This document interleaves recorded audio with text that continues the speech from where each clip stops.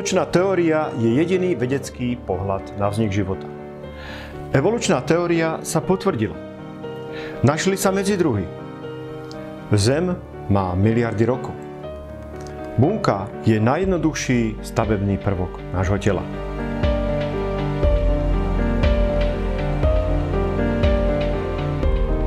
Dobrý deň, milí priatelia. Vítam vás v 17. videu na tomto kanáli pri sledovaní 3. časti našej novej témy, kde sa zaoberáme stvorením a evolúciou. Čo poviete? Súhlasíte s tým, čo som povedal v úvode? Ak bežne sledujete len štandardné médiá hlavného prúdu, teda bežne dostupné televízie, čítate len školské učebnice, prípadne odborné články hlavného vedeckého prúdu, zrejme s tým budete súhlasiť. Priatelia, len veľmi málo ľudí vie o tom, že všetko toto, čo som v úvode povedal, je vo vedeckom svete dnes už značne spochybnené. Napriek tomu sa to stále prezentuje, ako by to bolo nespochybniteľne pravda, a preto väčšina populácie nič netuší o najnovších vedeckých poznatkoch, ktoré toto všetko značne narúšajú. Skúsme byť teda trošku aktuálnejší a pozrime sa v tomto videu na najnovšie vedecké poznatky, ktoré nad evolúciou rozvinuli obrovský otáznik. Zodpovieme si tak aj na otázky typu: je naozaj evolučná teória jediný vedecký pohľad na vznik života? Je naozaj táto teória už potvrdená? Našli sa už konečne aj nejaké medzidruhy? Naozaj má Zem miliardy rokov? A je bunka naozaj jednoduchá? Zvyšovaním výpočtového výkonu počítačov a zdokonalovaním prístrojov sme v poznaní zašli už tak ďaleko, že mnohé vedecké výstupy, len pár desiatok rokov staré, musia vedci dokonca nanovo revidovať a prepracovávať. Dnes veda veľmi často musí robiť korekcie vo svojich niekdajších záveroch, nakoľko nové merania a výskumy to vyvracajú. Ale počuli ste niekde o tom? Hlavné médiá o tomto podivne mlčia. A čo školské učebnice? Aktualizuje ich niekto? Tieto korekcie sa do nich dostávajú len veľmi ojedinele. Obsah učiva v školských učebniciach stojí stále na zastaralých poznatkoch hlboko z minulého storočia. Vďaka tomu tu máme evolučnú teóriu stále postavenú na piedestál, napriek tomu, že je už dnes vo veľmi vážnych problémoch. Vďaka obrovskému technologickému pokroku nám najnovšie vedecké poznatky ani na jedinú z týchto otázok, ktoré by mali potvrdzovať evolúciu, nedokážu dať jednoznačnú odpoveď potvrdené. Práve naopak. Nad všetkými týmito otázkami visí stále väčší a väčší otáznik. Vďaka čomu mnohí vedci teóriu evolúcie už doslova opúšťajú. Prečo to robia? Jednoducho, mnohí tvrdia v plnej vážnosti, že evolúcia je nemožná. Už v minulom videu som vám spomenul jedného slovenského vedca, ktorý sa o tom nebojí hovoriť otvorene a verejne. Ale takých vedcov, ako je Peter Vajda, sú celosvetovo tisícky. Teda nie je to len nejaká laická aktivita postavená len na nejakých nevedeckých podkladoch, ale tento svoj postoj zastávajú seriózni vedci, ktorí práve dlhé roky zastávali a z presvedčenia vyučovali evolúciu. Viete si predstaviť, čo to kariérne pre vedca znamená zmeniť názor v takto zásadnej veci? Mnohí z týchto ľudí následkom svojho postoja strácajú lukratívne zamestnanie, postavenie a stabilný príjem. Strácajú granty pre svoje výskumy a mnohé iné výhody. Dnes sú za svoje presvedčenie vo vedeckých kruhoch pochopiteľne zaznávaní a zosmiešňovaní. Pozrime sa, čo za argumenty predkladajú, že im to stojí za to znášať takúto pohanu. Ukážeme si niekoľko základných logických argumentov, na ktoré evolucionisti len veľmi ťažko hľadajú odpovede. Predtým ako začnem, chcem vám povedať, že nemám v úmysle niekoho zosmiešniť alebo uraziť. Vážim si každého, kto v evolúciu verí.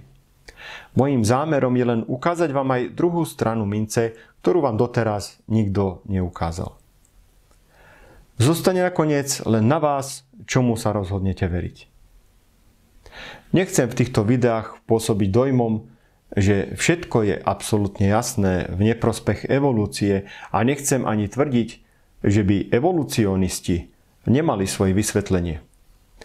Ich teória je precízne prepracovaná a vedia suverénne odpovedať takmer na všetky otázky, ktoré im položíte.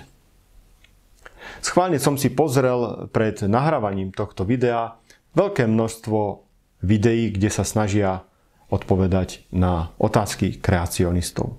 Teda tých vedcov, ktorí poukazujú na nedostatky evolučnej teórie. Dokonca človeku v odbore biológie málo zdatnému sa môže zdať, že naozaj evolucionisti majú pravdu.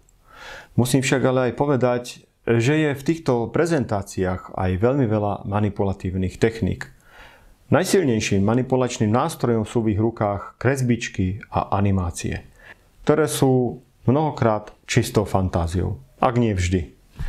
Predsa predloha na ich nakreslenie neexistuje. Pamätáte si zo školy takéto kresbičky? Ako deti sme tomu uverili ako hotovej veci. Priatelia, toto nikto nikdy nevidel. Toto nie je realita, len zbožné želanie autorov týchto obrázkov. Že to tak vypadalo. Samozrejme, keď vám to ukážu už v útlom veku, usadí sa vám to v hlave ako prostý fakt. Pozrite sa, na základe akých pozostatkov tieto kresbičky vznikli. Ani trochu to nepripomína tie obrázky. V Amerike niektoré takéto obrázky vznikli dokonca na základe jediného nájdeného zubu. Na základe jeho tvaru bol nakreslený celý človek s ochlpením, s chvostom a podobnými bizarnosťami. V tej danej vývojovej fáze, akú si evolucionisti želali. Humorné je, že nakoniec sa zistilo, že aj ten zub bol len z prasaťa. Všetko je tak sofistikovane premyslené a zostavené, že to naozaj budí dojem, že im to zapadá do ich vízie. Nesmierna rozmanitosť živočíšneho sveta umožňuje zoraďovať živočíchy v takom poradí, aby to naozaj vypadalo ako postupný vývoj. Ich kresbičky a počítačové animácie, často tvorené viditeľne manipulatívnymi spôsobmi, im dokonale zapadajú do ich pohľadu. Uvediem trošku taký laický pohľad. Predstavte si, že by sme vykopali kostry všetkých dnešných plemien psov. A chceli by ste na základe tých kostier vytvoriť ilúziu postupného vývoja. Podľa odsledovanej logiky evolucionistov možno predpokladať, že by v tom demonštrovali vývoj vlka. Ako prvá kostra by zrejme bola kostra malej čivavy, nasledoval by jazvečík, cocker spaniel, írsky setter a tak ďalej a tak ďalej. Ako predposledné by asi boli kostry nemeckého ovčiaka a československého vlčiaka, ktoré sa najviac podobajú kostre vlka. A na konci reťazťa by už majestátne stála kostra vlka. Samozrejme je to taký laický príklad. Keby sme nepoznali, že sú to plemená cielene šľachtené človekom práve z vlka, na základe takto zoradených kostier by nás ľahko hocikto presvedčilo evolúcii vlka, lebo na takto zoradených kresbičkách to dáva celé takto zmysel. Podobne sa toto dá robiť aj pri tých kresbičkách tých postupných vývojov. Že vkladáme do tých kresbičiek kostry, ktoré nám zapadajú do toho, čo chceme vytvoriť. Len tak na okraj vám demonštrujem, ako sa dá v tej nesmiernej rozmanitosti živočíšneho sveta poskladať, zoradiť do vývojového reťazca hocičo, čo nám do našej teórie zapadá. Prepáčte, mal som z tých prezentácií evolucionistov takýto pocit. Taktiež evolucionisti vedia vysvetliť aj evolúciu oka, ale len tým, že naskladali do logického radu živočíchy, ktoré majú oči na rôznej úrovni dokonalosti. Tak sa zdá, ako by oko naozaj prešlo evolúciou. Ale prečo sa priehľadné tkanivá zhromažďovali do priestoru rohovky a šušovky, keď hmota sama o sebe nevie, že bude lámať svetlo? na to už ich odpovede veľmi logické nie sú. Tam radi používajú výrazy domnievame sa, predpokladáme a tak ďalej. Preto ak si pozriete ich argumenty, nebojte sa hľadieť na ne kritickým pohľadom logiky. Preto, aby sme vyvážili ich snahu presvedčiť nás o ich pravde, ukážeme si teraz námietky protistrany. Budem vám ukazovať krátke zostrihy jednotlivých videí, na ktoré vám na obrazovke budem umiestňovať QR kódy. Budete mať 3 možnosti, ako si daný link otvoriť. Ak si QR kód nasnímate fotoaparátom z mobilu, okamžite si môžete otvoriť dané video a pozrieť si ho celé na svojom mobile. Pre tých, ktorí máte radi tradičný spôsob, vám odkazy umiestňujem tu v pravom hornom rohu obrazovky. Keď na to kliknete, presmeruje vás to sem a tu dole nájdete konkrétny odkaz. Tretí spôsob, ako nájsť sľúbený odkaz, je už tradične vždy tu dolu v popise videa. Keď kliknete na tie písmenká viac, tak sa vám zobrazí celý popis a tam si nájdete dané linky.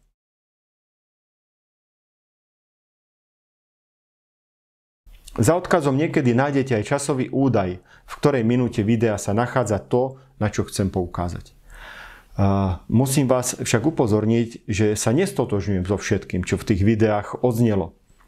Ak si ich budete pozerať celé mimo tohto videa.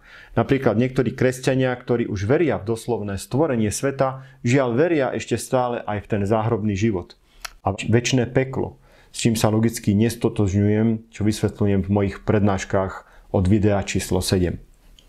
Preto prosím, všímajte si v týchto videách ich podstatu a ňou je konfrontácia teda tých dvoch názorov na vznik sveta. Čiže evolučný pohľad versus kreačný, teda stvorenie sveta za 6 dní. Čo sa týka toho, že vám budem ukazovať veľké úseky videí, ktoré som nenatočil ja, ubezpečujem vás, že je to v súlade s pravidlami služby YouTube. Ich pravidlá toto dovolujú. Taktiež aj moje videá sú k dispozícii všetkým užívateľom v ich službách a tiež si ich kopírujú mnohí ako súčasť svojich videí. Je to tak v poriadku. Vždy, ak chcete na YouTube umiestniť obsah, ktorý porušuje autorské práva, Google vás na to upozorní a nedovolí vám takýto materiál zverejniť. Zatiaľ sa mi to stalo len v prípade hudby, ktorú som musel vo videu zmeniť. Napriek tomu, že kopírovanie videí teda Google dovoluje, predsa len vám vždy priložím aj odkaz na celé dané video na pôvodný zdrojový kanál. A tam si ho môžete pozrieť, aby tak pribúdala sledovanosť autorom tých videí. Ako kostru nášho štúdia vám odporúčam videá zo série z cyklu Achillovy paty evolúcie. Pozrime si ukážku.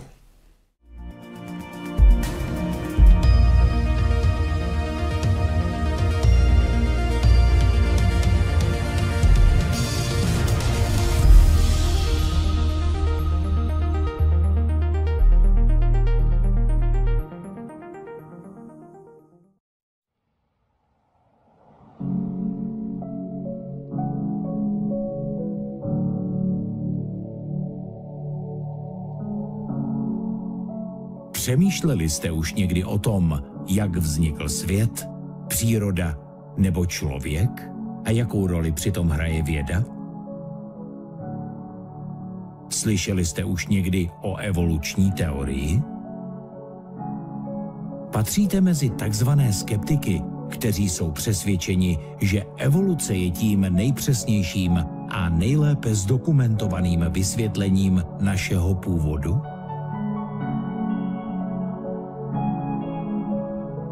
I když je evoluční teorie pro mnohé stejně nepřemožitelná, jako bájný bojovník Achilles ve svém zlatém brnění, stále se objevují noví a noví vědci, kteří při zkoumání důkazů docházejí k velmi odlišným závěrům ohledně našeho původu.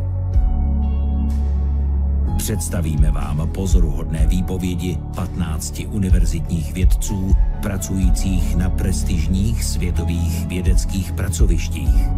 Závěry, ke kterým docházejí, jsou šokující.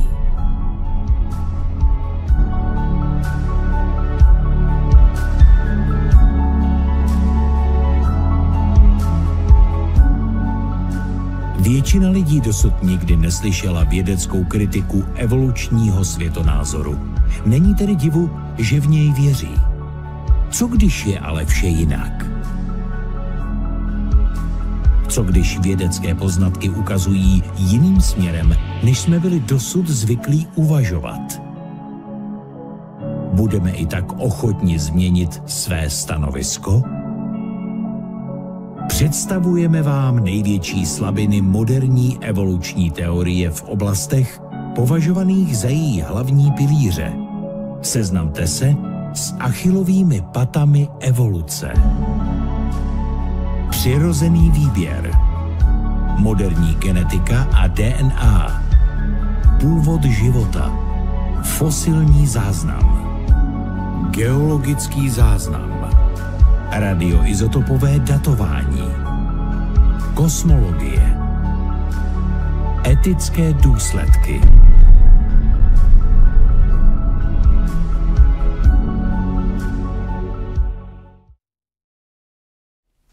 Celá táto séria bola natočená práve za účelom odhaliť všetky nezrovnalosti evolučnej teórie, o čom sa nemáme možnosť dozvedieť v hlavných mainstreamových médiách.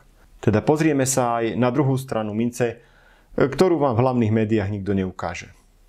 Cyklus sa začína hlavným dokumentárnym filmom, po ktorom pokračujú diskusie na jednotlivé témy s rôznymi zaujímavými hostiami z vedeckej branže. Odkaz na toto hlavné video nájdete tu v QR kóde alebo dolu v popise videa.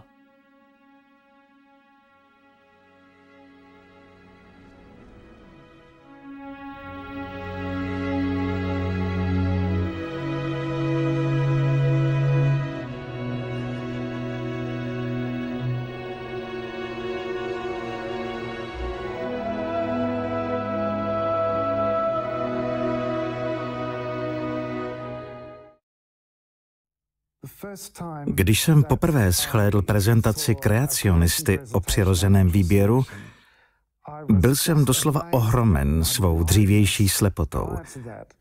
Neuvědomoval jsem si totiž, že přirozený výběr může fungovat pouze na tom, co již v populaci existuje, a že může pouze odstranit to, co již existuje. Takže uvědomění si toho, že tento proces ve skutečnosti nevytváří nové genetické informace, bylo pro mě něco jako exploze bomby.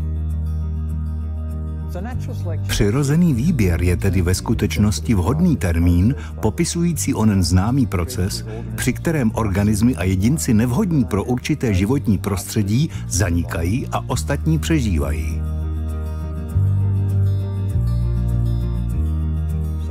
Přirozený výběr tedy není totéž co evoluce. Přežití nejschopnějších nevysvětluje původ prvního nejschopnějšího. Pokud přirozený výběr vybírá jen to, co je již přítomno v populaci, jak potom dochází k evolučnímu pokroku? Mutace jsou pro evolucionisty jakýmsi motorem evoluce, do kterého vkládají prakticky všechnu svou naději. Pokud je to pravda, měly by existovat stovky příkladů v současnosti vznikajících mutací, které zvyšují množství genetických informací. Je tento Darwinův proces mutace a výběru tvořivý proces? Odpověď zní ne, není. Tento proces je užitečný pouze pro jemné doladění živých systémů a to je přesně to, co pozorujeme v přírodě.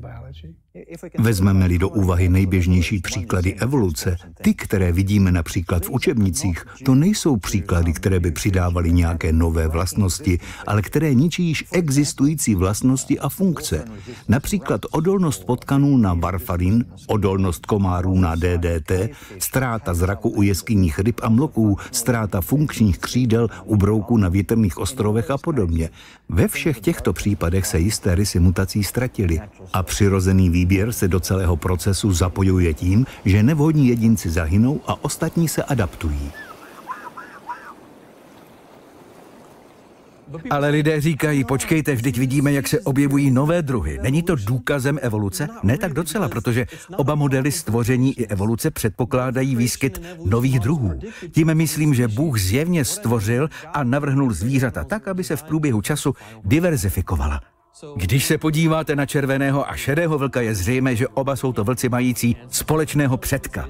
My bychom však řekli, že pochází z vlka a vlčice, kteří vyšli z Noémovy archy. Skutečný problém je totiž definovat obecně, co je to druh. Mějte na paměti, že termín druh je slovo vymyšlené člověkem a hranice mezi druhy jsou často dost nejasné.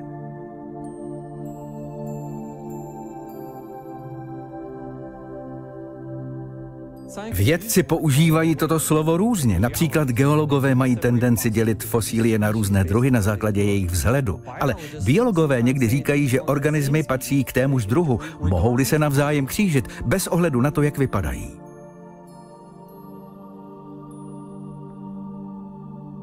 Když se nad tím zamyslíte, obě strany této diskuse, stvoření versus evoluce, předpokládají vznik nových druhů. Proto, i když je výskyt nových druhů klíčový pro evoluční teorii, nemůže být důkazem evoluce, neboť kreacionistický model předpovídá totéž.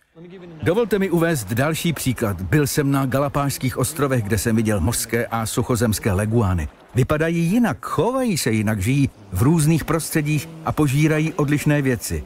Evolucionisté je klasifikovali jako dva rozdílné druhy, které podle jejich názoru dělí miliony let. Ale hybridní potomstvo mezi těmito dvěma druhy existuje a dá se lehko nalézt. Takže, i když vypadají jinak, mohou se navzájem křížit. Je tedy zřejmé, že pocházejí z jednoho základního druhu, kterému se podařilo dostat na tyto ostrovy. Ale jsou to skutečně odlišné druhy? To se ale netýká pouze leguánů. Hybridizace byla pozorována i mezi kosatkami černými a delfíny, osly a zebrami, ledními medvědy a medvědy grizzly, lvy a tygry a mnozí z těchto kříženců produkují plodné potomstvo.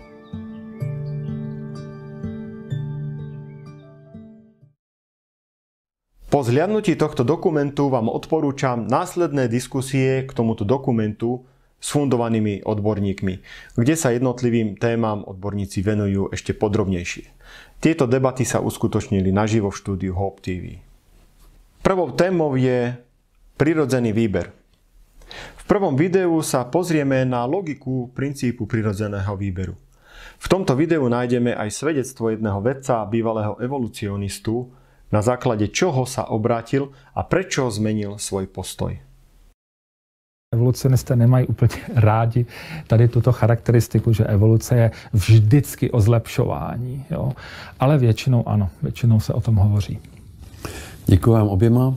Nyní si pustíme osobní svědectví režiséra filmu Achillovy paty Roberta Cartera. Myslím, že na celé této debatě vadí lidem nejvíc to, že nejspíš vše, co dosud považovali za pravdivé, by mohlo být ve skutečnosti špatně a s tím není snadné se vypořádat. Tahle možnost zkrátka vzbuzuje v lidech strach a odpor. Přesto většina vědců vystupujících v tomto pořadu prošla tímto přerodem, včetně mě.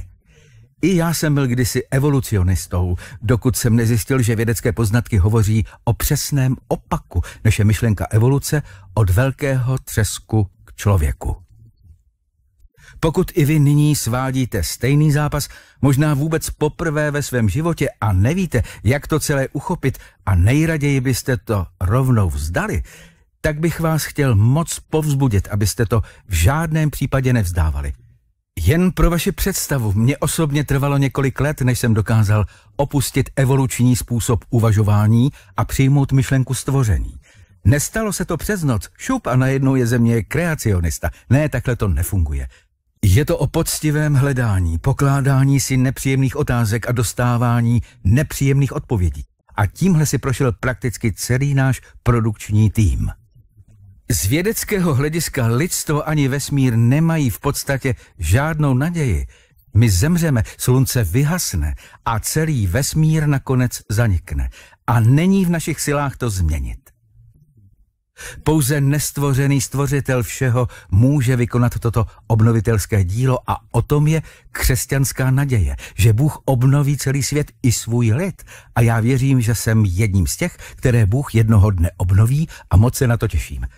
Tohle hříchem zasažené tělo se totiž beznadějně rozpadá a spěje přirozeně k zániku a s ním i celé lidstvo, příroda i celý vesmír. Přesto zde trvá naděje, nádherná a úžasná naděje v osobě Ježíše Krista.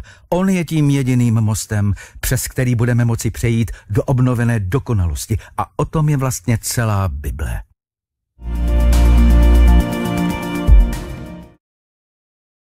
Ďalšou témou bude genetika a DNA.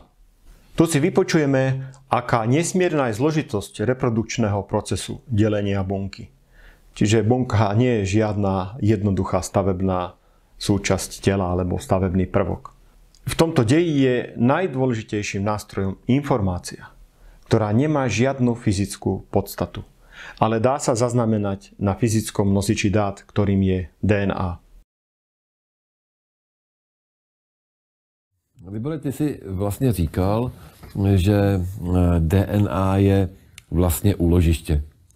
To, když používáme počítače, tak tomu rozumíme. Máme hard disk, máme různé nosiče informací, které můžeme používat. Ale kde se vzala ta informace? Jak to vysvětluje evoluční teorie? Musím říct, že pro evoluční teorii, obecně pro zastánce evolučního pohledu na svět, je původ kódované informace obrovská záhada. A o které neúplně rádi mluví, protože ten problém je opravdu nepřekonatelný. Ten problém je nepřekonatelný z mnoha důvodů, protože nejde jenom o tu samotnou informaci, ale jde také o to, jestli vy znáte, jakém kódu je ta informace vyjádřena. To znamená, jestli vy rozumíte tomu kódu. Jestli vy víte, jaké významy jsou obvykle přiřazovány jakému z hluku znaků. To je typická struktura třeba lidských jazyků nebo programovacích počítačových jazyků. Máte prostě definovanou nějakou sadu slov, řekněme slovník, ve kterém vlastně si vyjadřuje. To jsou obvyklé zhluky těch jednotlivých písmen, které se v tom jazyce používají. Vy potom musíte vědět také, jaký význam obvyklý je přiřazován těm jednotlivým slovům. A také musíte mít zkušenost s určitým kontextovým významem, čtení kontextového významu, protože ta slova v různém pořadí mohou mít různý kontextový význam. A to je velmi komplikovaná věc. Na to, abyste mohli tu informaci číst, jinými slovy, potřebujete mít takzvaný kodér a dekodér. Potřebujete rozumět tomu kódu. Nejenom to, že potřebujete rozumět tomu kódu, ale vy musíte mít i paměť, mezipaměť. Jo? Vy musíte mít překladač. Vy musíte prostě znát obvyklé významy. Vy musíte rozumět obvyklým slovům, které se v tom jazyce používají. Tohle všechno vy musíte mít k dispozici, aby ten daný, řekněme, úsek DNA vůbec pro vás měl nějaký smysl, aby byl vůbec užitný nějakým způsobem, mohl nějak být využitý. Čili já vlastně musím jaksi říct možná k velkému zklamání zastánců evolučního modelu, že nestačí mně jenom ta informace, ale já musím mít celý obrovský komplex čtecích vyhodnocovacích zařízení a také musíme mít velmi sofistikovaný systém na ukládání těch dat, na něco, čemu my říkáme také šifrování těch dat nebo komprese dat, což je v DNA obrovský problém z hlediska evoluční teorie, protože DNA je vysoce, bych řekl, odolný informační systém, který používá velmi sofistikované algoritmy na kompresi dat. Jo? A jinými slovy, ten systém je schopen z neúplných informací dotvářet a dopochopit a dočíst, dovygenerovat ty chybějící informace, protože ví, jak má číst ty úseky, které neobsahují všechno, ale on si to umí z toho doodvodit. Jo? A tyhle ty systémy v buňkách jsou potřebné, aby ta DNA vůbec měla nějakou funkci, aby vůbec k něčemu byla. A tohle je vlastně mnohem větší překážka pro evoluční teorii, než samotná DNA, která je nepřekonatelnou překážkou pro evoluční teorii, protože opravdu informace není vlastností chemických látek. Jo? A ještě jedna taková zajímavost v tom, že DNA je vlastně z informačního hlediska kvaternární kód. Je 4znakový kód. Má 4 základní znaky, které jsou reprezentovány 4 chemickými molekulami. Adenin, guanin, cytozin, tymin. Jsou 4 nukleové kyseliny. A co je zajímavé, co vědci zjistili, je, že tyto 4 chemikálie mají stejnou, bychom mohli říct, chemickou vaznost nebo vazebnost. To znamená, oni se z chemického hlediska chovají velmi podobně a jsou z chemického hlediska nerozlišitelné. To znamená, ta pozice, ve které jsou v DNA ty jednotlivé nukleové kyseliny navázány, což vlastně rozhoduje o tom, jaký informační obsah je v tom umístěn, v tom řetězci, tak to nemůže žádným způsobem rozhodovat ty jejich chemické vlastnosti, ta jejich vazebnost, protože ta vazebnost je prakticky u všech těchto 4 molekul stejná. Jo? Je to podobné, jako kdyby se v českém abecedě, že jo, některá písmena prostě na truc zhlukovala s určitými jinými písmeny a nedovolovala by vám, abyste ty písmena mohli sestavit tak, jak vy potřebujete, ale prostě písmeno A by si vždycky umínilo, že bude za písmenem C. To znamená, kdykoliv by se někde vyskytlo písmeno C, hned byste tam museli za to napsat písmeno A. A už cítíme, že už by to úplně z hlediska informačního nebylo jako žádné velké terno a nebylo by to vlastně k ničemu. Jo? Čili já mám chemické látky, jejichž uspořádání nelze určit chemickou cestou. To znamená, ta příčina nebyla chemická, stejně tak jako příčinou filmu na DVD disku není ten polymerní záznamový materiál, který tam je, ale tou příčinou je vlastně sekvence nějakých pulzů toho laserového paprsku, který tam v tom binárním kódu, dvoustavovém kódu, velkou rychlostí vypálil nějaké úseky a ten rytmus, jakým jsou tam ty úseky vypálené, my v tom binárním kódu vlastně kóduje určité sekvence znaků, které se potom v tom počítači převádějí na obraz a zvuk. Jo? Ale to nesouvisí vůbec s tím polymerním záznamovým materiálem. Já to můžu zaznamenat na magnetický povrch, já to můžu zaznamenat do holografické paměti, já to můžu zaznamenat úplně do čehokoliv. Jo? Či informace a záznamový nosič jsou 2 naprosto odlišné a oddělitelné věci, které nejsou v příčinném vztahu. Děkuju, to, co vyprávíš, vypadá velice složitě a je to velice zajímavý, protože my to vlastně s ním dáme i jako v běžném životě, že? Protože i ten kontext je důležitý. Přesně tak. Když jsi mluvil, tak mi napadlo, že třeba můžeme říct nechty. Přesně tak. A my pochopíme smysl. Ano. Ale mám pocit, že Angličan, který se mluví česky, učí česky, tak je zmatený. Je zmatený, protože on nezná ty obvyklé kontextové významy a v okamžiku, kdy začneme používat humor a nějaké pejorativní přenesené významy, kdy tomu textu odpovídá naprosto odlišný význam, který není možné ho z toho textu odvodit. Jo? Páč to, jak jsem říkal, že informace není vlastnost materiálu, tak kód. Význam není vlastností textu. Ano, i to je kód. I to je kód. Je to jakoby vyšší struktura a já o tom budu mít potom za chvíli, že proto, aby mohla být přenesena informace z místa A do místa B, musí být splněno několik velmi důležitých kritérií, a které jsou důležité proto, abychom mohli hovořit vůbec o přenosu informace. A to, co definovala moderní informační teorie, a v živých buňkách je všech těchto 5 úrovní obsaženo. Děkuji moc. Pavle, my jsme v minulém díle mluvili o mutacích. A my si jako vysvětlujeme ty pojmy, takže pro jistotu, protože i ohledně genetiky je pojem mutace velmi důležitý. Ještě jednou, jestli by si mohl vysvětlit, co to je mutace. Mutace je odchylka, chcete-li chyba, která vzniká při kopírování DNA. Nemusí se jednat třeba jen o kopírování samotné DNA do DNA při dělení buňky, ale i při jiných procesech, kdy třeba DNA se transkribuje do RNA, kdy v každém kroku, kdy může dojít k vytvoření nějaké chyby a třeba k vytvoření jiné bílkoviny nefunkční nebo dokonce škodlivé. Ta chyba, ke které může dojít, může mít různou intenzitu.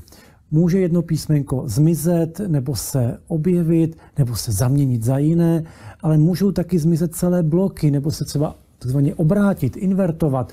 Můžou se třeba části celých chromozomů přilepit na jiné chromozomy a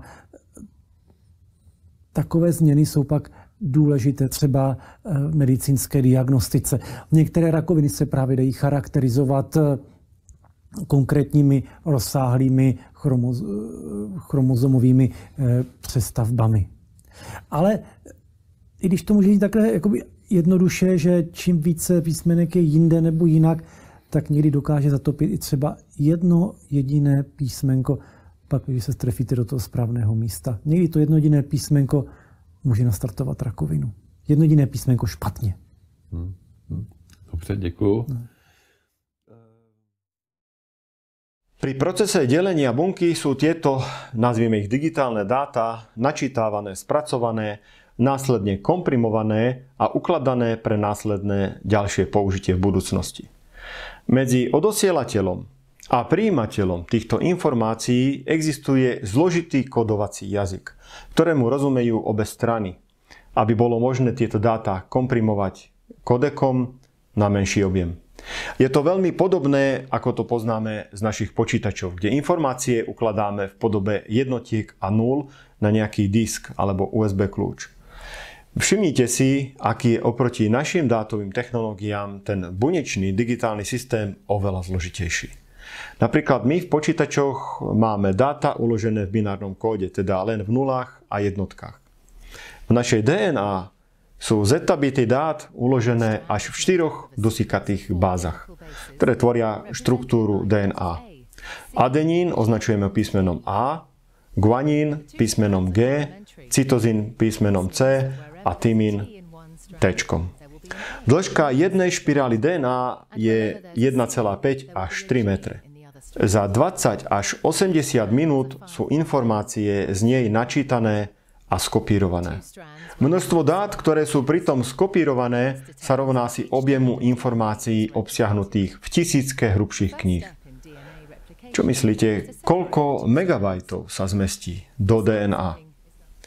V 1 grame DNA je uložených až 2,25 zetabitov dát, čo je niekoľko tisíc terabajtových harddiskov, aké máte vo svojich počítačoch. Ešte raz, to všetko sa zmestí do 1 gramu DNA. V každej bunke sú veľké množstva týchto 3-metrových špirál a nikdy sa nezapletú do seba. V našom tele je ich toľko, že po ich spojení by sme vyplnili dĺžku vzdialenosti Zeme od Slnka až 320 krát. Pozrime si kúsok z dokumentu Programovanie života, ako nastáva delenie bunky a čo všetko sa musí odohrať, aby tento proces fungoval. Táto animácia ukazuje, ako sa digitálne informácie, ktoré sú zakódované v DNA, používajú na riadenie syntézy bielkovín. Toto je dvojitá špirála DNA, obsahujúca digitálny kód, ktorý riadi bunku vo všetkých aspektoch prevádzky. A tu vidíme bielkovinový komplex zvaný RNA polymeráza, ako postupuje dole po reťazci DNA. Ako sa pohybuje dolu reťazcom, starostlivo odvíja DNA a pripravuje ju na prepis. V polymeráze vidíme jednopramenú kópiu pôvodného pokynu, ktorá sa zostavuje, ako sa jednotlivé bázy pridávajú do rastúceho prameňa. Stop kód označuje koniec špecifikácie bielkoviny. V tomto bode táto kópia, známa ako prepis informačnej RNA, opúšťa polymerázu a putuje smerom k dvojdielnemu chemickému výrobnému stroju, zvanému ribozóm. Zatiaľ, čo informačná iRNA smeruje k ribozómu, transferové molekuly tRNA sa viažú na špecifické aminokyseliny v rámci prípravy na výstavbu. Keď prepis iRNA prechádza ribozómom, začína proces transkripcie, prekladu. Pomocou pokynov zakódovaných v iRNA ako šablóne, molekuly tRNA zoraďujú špecifické sekvencie báz do príslušných aminokyselín tvoriacich proteínový reťazec. Keď tento reťazec odchádza z ribozómu, stretne sa s chaperónmi, ktoré zabraňujú predčasnému skladaniu do tvaru, pričom odvádza proteín do bubnovitého stroja zvaného chaperonín.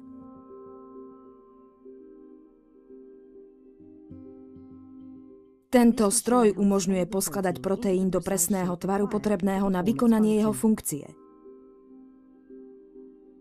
Aj keď nie je jasné, ako to chaperonín dosiahne, vieme, že presné poskladanie je dôležité, aby proteín vykonával svoju plánovanú funkciu.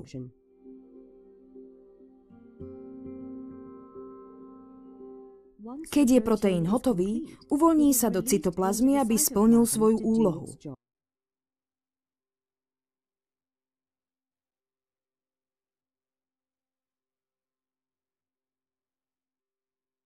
Ako môžete vidieť, syntéza bielkovín je úžasný proces, ktorý ustavične prebieha v našom tele.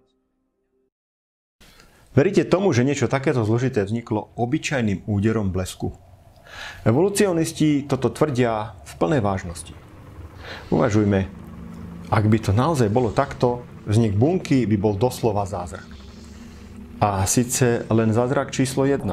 Nakoľko, aby sa bunka mohla deliť na dve, je potrebné, aby sa udial súčasne zázrak číslo 2, čo je reprodukčný mechanizmus delenia bunky. To znamená, že prvá bunka musela mať funkčný tento zložitý mechanizmus delenia, aby mohla vzniknúť jej kópia, bunka číslo 2. Prvá bunka teda musela byť strojcom dvoch zázrakov naraz. Aby tento zložitý proces delenia mohla mať funkčný na prvý pokus, inak by nemohla vzniknúť bunka 2. 3, 4 a tak ďalej. Čiže, ak by náhodou vznikla úderom blesku funkčná bunka a nemala by schopnosť rozmnožovať sa, ona by zanikla a život by na Zemi hneď skončil. Času na evolúciu bunky veľa nebolo, nakoľko bunka žije na to veľmi krátko. Dĺžka života bunky u niektorých baktérií je len 30 minút. Na evolúciu reprodukčného systému bunky teda veľa času nebolo. Jednobunkovce niekedy žijú len 24 hodín. Myslím si, že je na mieste nebáť sa smelo aplikovať kritické myslenie na túto teóriu evolúcie, aj keď nie sme vedecky zdatní. Zdravý rozum ešte preto používať môžeme. Evolucionisti sa nás snažia presvedčiť tvrdením, že celý problém rieši čas, teda množstvo času. Je možné niečo takéto akceptovať, aj keď nie sme vedecky podkutí.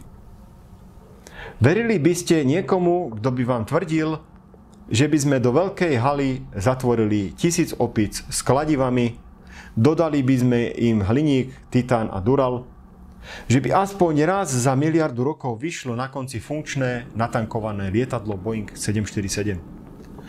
A ešte by pritom malo schopnosť skopírovať sa. Teda že by raz za rok otvorilo maličké dvierka za podvozkom, odkiaľ by vypadlo malé funkčné lietadielko, malá kópia svojej mamky. Takéto niečo zatiaľ nedokážu ani tí najlepší vedci, ani s omnoho jednoduchšími zariadeniami ako spomínané lietadlo. Nedokážu to zatiaľ, ani keby sa o to cielene pokúšali. Evolucionisti tvrdia, že toto všetko v priebehu miliónov rokov možné je, a to dokonca v bunke, ktorá je oveľa zložitejšia ako Boeing 747. Jeden súčasník Darwina, nadchnutý jeho teóriou, v plnej vážnosti tvrdil, že čas dokáže úplne všetko. Tvrdil, že keby sme zatvorili niekoľko opíc do jednej miestnosti s písacím strojom, za milióny rokov by opíce napísali aj celé dielo Shakespearea. Len čistou náhodou. Veríte niečomu takémuto? Keďže takúto malú pravdepodobnosť je možné vyjadriť nejakým aritmetickým číslom, aj keď veľmi, veľmi malým, títo vedci trvajú na tom, že to aj teda možné je.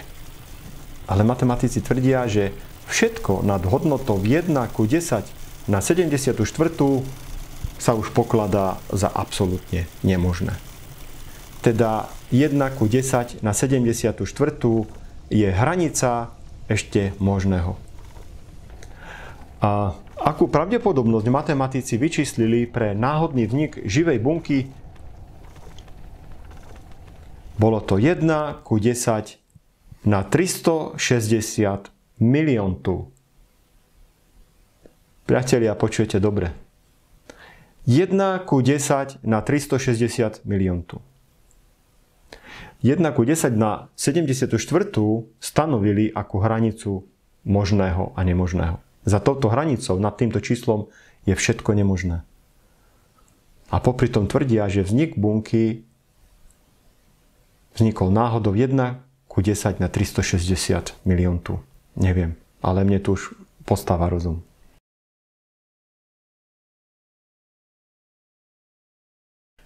Ďalšími témami v cykle Achillovy paty evolúcie budú tieto témy. Diel 4. Fosílny záznam. Diel 5. Geologický záznam. Diel 6. Radiometrické datovanie. Na ochutnávku z tejto časti pozrime si krátku ukážku. Zdanlivo silným dôkazom podporujúcim evolúciu je vedcami vypočítaný dlhý vek Zeme. To mnohým ľuďom bráni veriť, že by Zem mohla byť oveľa mladšia. Predsa domnievame sa, že radioizotopové meranie veku hornín dokazuje, že Zem má milióny rokov.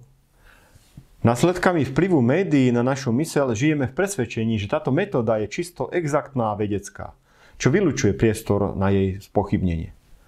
Áno, máte pravdu. Tá časť analýz, ktorá sa týka merania pomeru izotopov, je naozaj veľmi presná. Ostatné veličiny vložené do vzorca už ale tak presné vôbec nie sú. Mnoho ľudí má predstavu, že hornina sa vloží do nejakého prístroja a ten ukáže vek tej horniny. To je omyl. Určovanie veku horniny je matematický výpočet. Do tohto výpočtu vstupujú aj iné veličiny, ktoré už merať nedokážeme. Tieto neznáme sa do výpočtu vkladajú na základe nejakých predpokladov alebo nejakých domnienok, ktoré už ani zďaleka nie sú vedecky podložené. V krátkej ukážke si pozrime vysvetlenie magistra Libora Votočka, ako sa počíta vek hornín. Nie je to na pochopenie nič zložité. Té subjaderné struktury té hmoty. Je to hypotéza, ale je to důležitá hypotéza. To znamená, ty radioizotopové datovací metody, oni říkají, že tu máme nějaké radioaktivní prvky, radioaktivní izotopy prvků, a ty se rozpadají v čase. A rozpadají se na neradioaktivní, stabilní, jiné prvky většinou. Mm-hmm.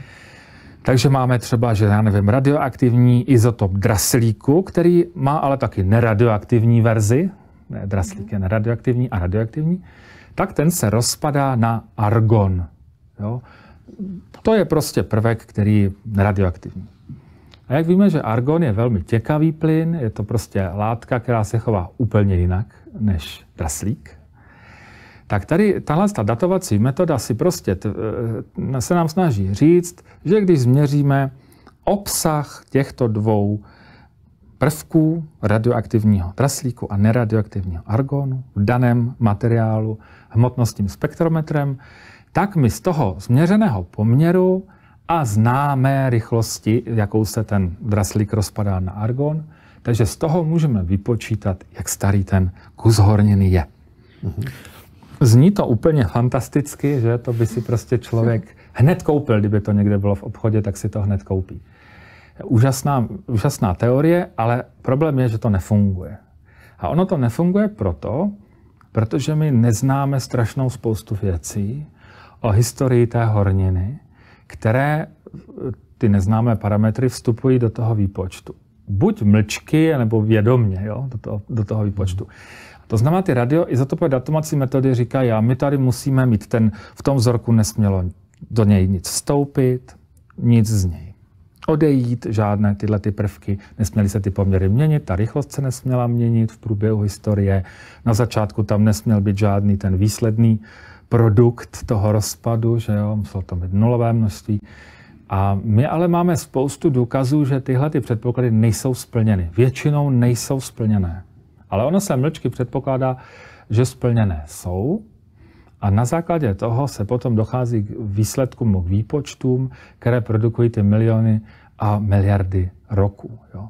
Ale trofnu si říct, že to celé je jedna velká bublina, nebo spíš bublifuk, který generuje bubliny. A ty bubliny postupně praskají.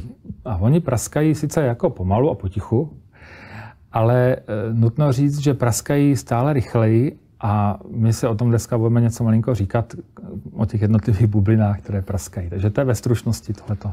Existují kromě těch radioizotopových datovacích metod ještě nějaký jiný datovací metody a pokud ano, dávají podobné výsledky jako ty radioizotopové? Pak jsou tady takové, řekněme, to nejsou ani metody, ale pozorovací metody. Jo? Protože my teď víme, i z těch dřívějších dílů víme, že prostě na kostech, které se našly údajně prostě miliony let staré, tak se tam našly prostě tkáně, které by prostě ty miliony let nepřežily. Takže Mimochodom, počuli ste o tom, že paleontológovia našli na kostiach Tyrannosaura a neskôr aj na kostiach iných dinosaurov pružné, elastické, nerozložené tkaniva. Nevedeli si spočiatku vysvetliť, z čoho pochádza zápach, ktorý ich otravoval v laboratóriu. Na ich veľké prekvapenie zistili, že na kostiach, o ktorých sa domnievajú, že majú 60 miliónov rokov a viac, sa nachádza pružné tkanivo, čo je nemožné, aby sa uchovalo v takejto forme tak dlhé obdobie. Dokonca dané nálezy boli pod zemou len necelý meter. Vedecký svet tieto nálezy prehliada a bagatelizuje, nakoľko to absolútne nezapadá do evolučnej teórie. Neskôr sa našli ďalšie a ďalšie takéto nálezy. Thin layers of elastic material away from the inner core of the horn. But he didn't have to decalcify the horn in order to do this. You can see it's stretchy, it's flexible. In fact, look, notice, see how it's stretching? It's stretching almost to twice its original size of what it was. See, this again is original dinosaur tissue that he's peeled directly from the fossil. There was no decalcification that he did first. Well, we see then, this is using scanning electron microscopy. You see the extreme detail of the cells. See how well that's preserved. I mean, that doesn't speak for something that has been degrading or something that is just been in a non-pristine condition for 65, 70 million years.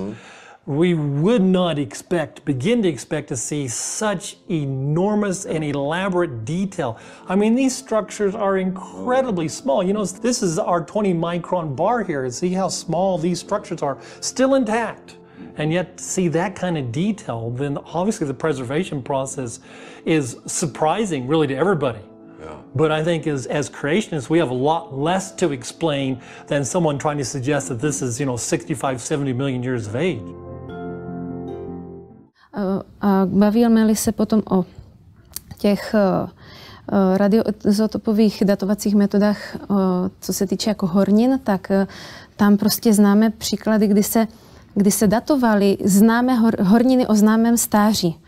A akorát, že ty laboratoře to nevěděli a dostali se prostě ty vzorky do laboratoře a oni je podrobili těm prostě datovacím metodám. No a výsledky byly velmi překvapivé. Prostě hornina, která vyvřela v roce 1949, je najednou stará nějakých prostě 350 000 let. A u některých datovacích metod dokonce víc jak 1 000 000 let. Jo? Takže tam je opravdu, a jak je to možné, když my vlastně, nebo vědci, evolucionisté říkají miliony let staré, miliardy let staré horniny, ale čerstvá vyvřela hornina se zjistí, že oni tou radioaktivní, tou radioizotopovou datovací metodou zjistí, že je prostě stará neuvěřitelně, jo, oproti tomu, že vlastně ona vznikla v roce 1949. Například známe ten příklad, jo, kdy sopky chápu to prostě. Tak, že tam přichází otazníky ano, a že ty věci nejsou tak otazníků. jednoduchý, že prostě to změřím 10krát a vždycky mi vyjde stejný s 10 různýma metodama a vždycky mi vyjde stejný výsledek. No, není to tak.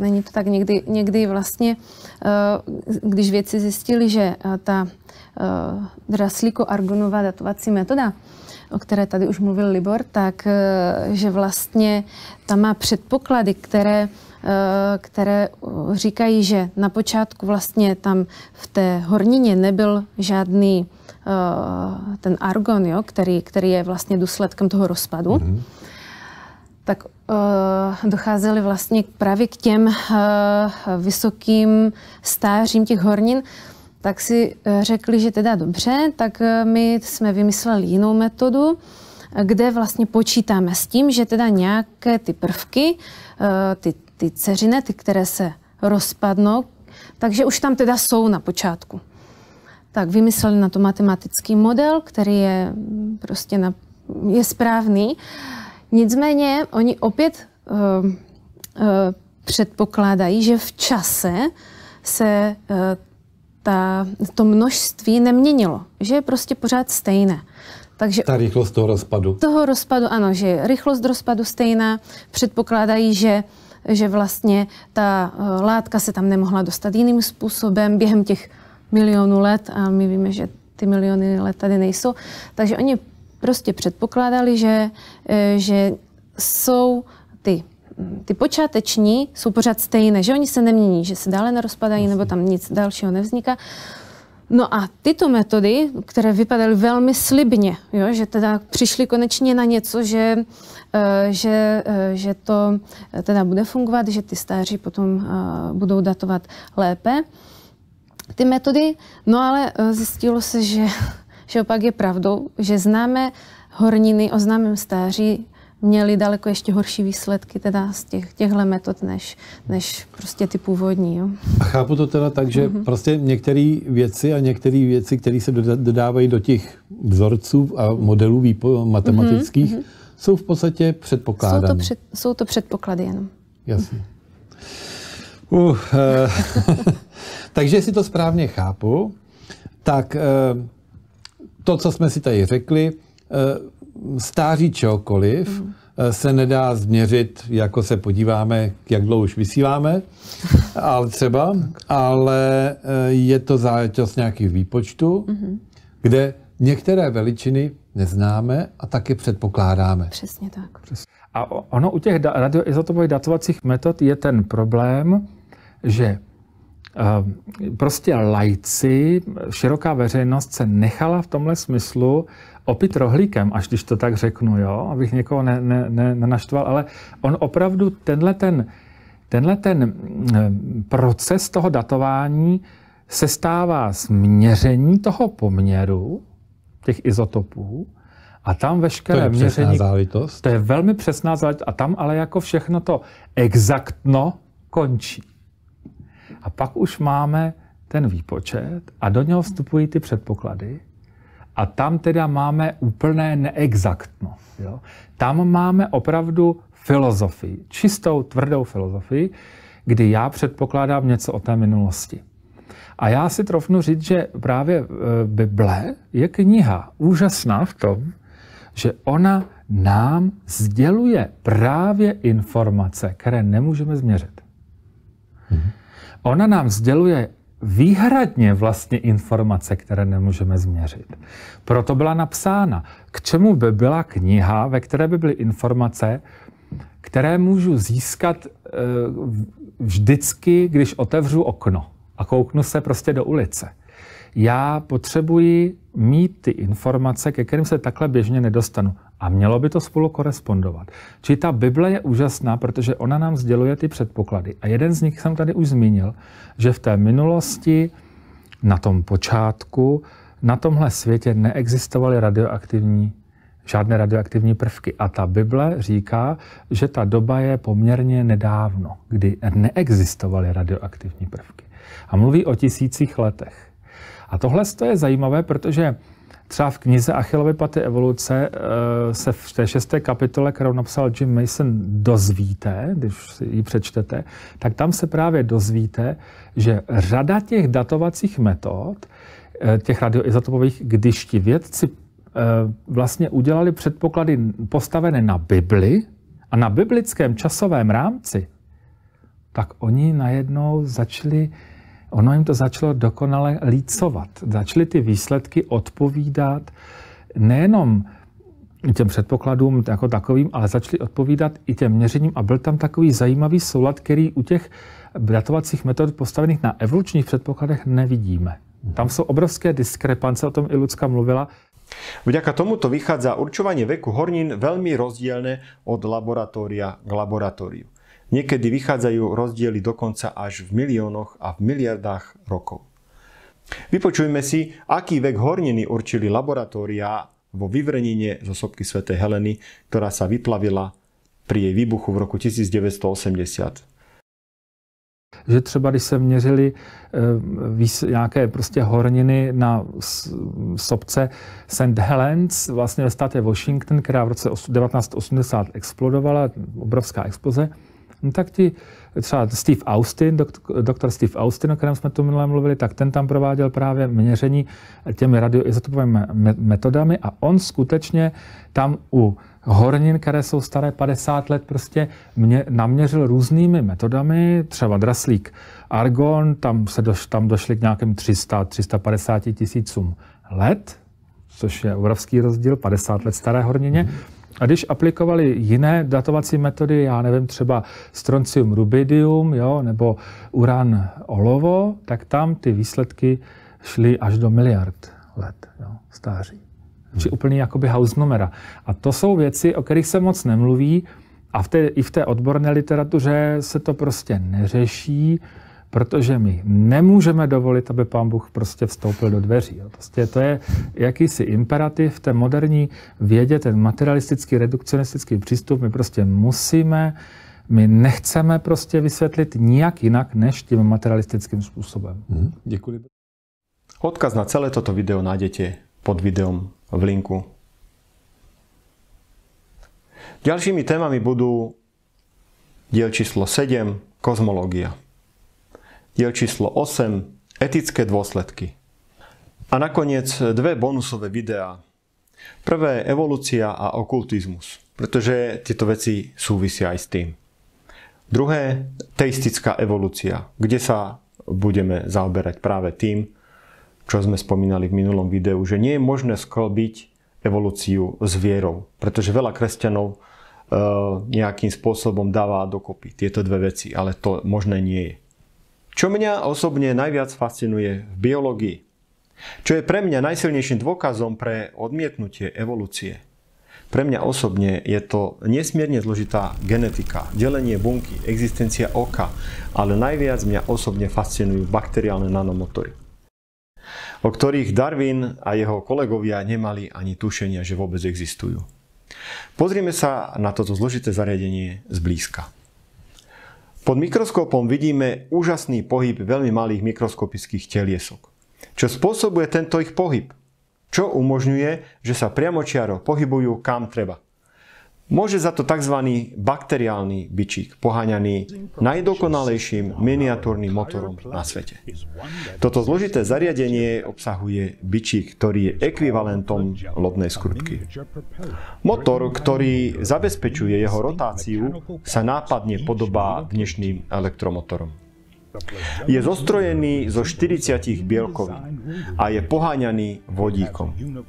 Má univerzálnu spojku, má kardan, ložiska, má stator aj rotor. Presne ako dnešné elektromotory. Dokonca obsahuje aj účinný brzdový systém.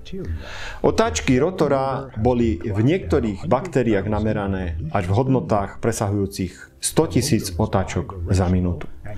Tento motor sa môže točiť v oboch smeroch, teda vpravo aj vľavo. Vedci namerali, že jeho protonový pohon pracuje s účinnosťou neuveriteľných takmer 100%. Toto všetko sa deje v mikroskopickom meradle, čo je veľmi ťažké si čo i len predstaviť. Priemer rotora má len 5 miliontín centimetra. Toto bolo objavené len pár rokov dozadu. Popri tomto objave boli pozorovateľné aj motory chodiacich minirobotov, ktoré sa nachádzajú v našich bunkách. Tieto objavy viedli k prudkým nezhodám medzi vedcami. Počuli ste o tomto niečo v médiách alebo v prírodopisných filmoch? Práve na základe objavenia tohto bakteriálneho motora opustilo mnoho vedcov evolučné chápanie vzniku sveta. Je nepredstaviteľné, aby niečo tak zložité mohlo vzniknúť samo od seba. Ak v tomto zariadení len jediná súčiastka chýba, motor je nefunkčný, z čoho vyplýva, že musel byť funkčný hneď v počiatku jeho vývoja. Inak bez jeho schopnosti točiť sa od počiatku teda, ako existuje, by bolo zbytočné, aby vôbec existoval a čakal na svoju schopnosť rotovať niekedy v budúcnosti. To absolútne nedáva zmysel. Veľmi dobrý prehľad dôkazov, ktoré potápajú evolučnú teóriu, odprezentoval člen americkej vedeckej spoločnosti Pavel Kabrt, ktorá sa zaoberá pôvodom života na Zemi. Jeho prednáška je vhodná hlavne pre tých, ktorí nemáte veľmi radi príliš zložité odborné prednášky, ktorým je ťažké rozumieť pre bežného človeka. Pavel vysvetľuje všetko súhrne, veľmi jednoducho, polopatisticky a má to doplnené výstižnými obrázkami a videami. Prikladáme odkaz na celú jeho prednášku. Tady už nahodil to téma, já bych vám chtěl říct tak v rychlosti přehled hlavních omylů Charlesa Darwina. Upozorňuji, že ty omyly některé přetrvávají, že to není něco, co bych vám říkal, co je 150 let staré a dneska už to neplatí. Samozřejmě ty věci neplatí, ale pořád se některé ještě učí, bohužel i na školách. Některé ty omyly byly rozpoznány už v době Darwina, některé byly rozpoznány až později. Já to neříkám proto, abych se Darwinovi posmíval, chraň Bůh. On žil v nějaké době, kdy byla nějaká věda v nějaké úrovni. Já to říkám proto, aby jsme si položili otázku, jak může být dobrá teorie založena na omylech, jak může být dobrá hypotéza založena na samých omylech. Samozřejmě to je prakticky nemožné.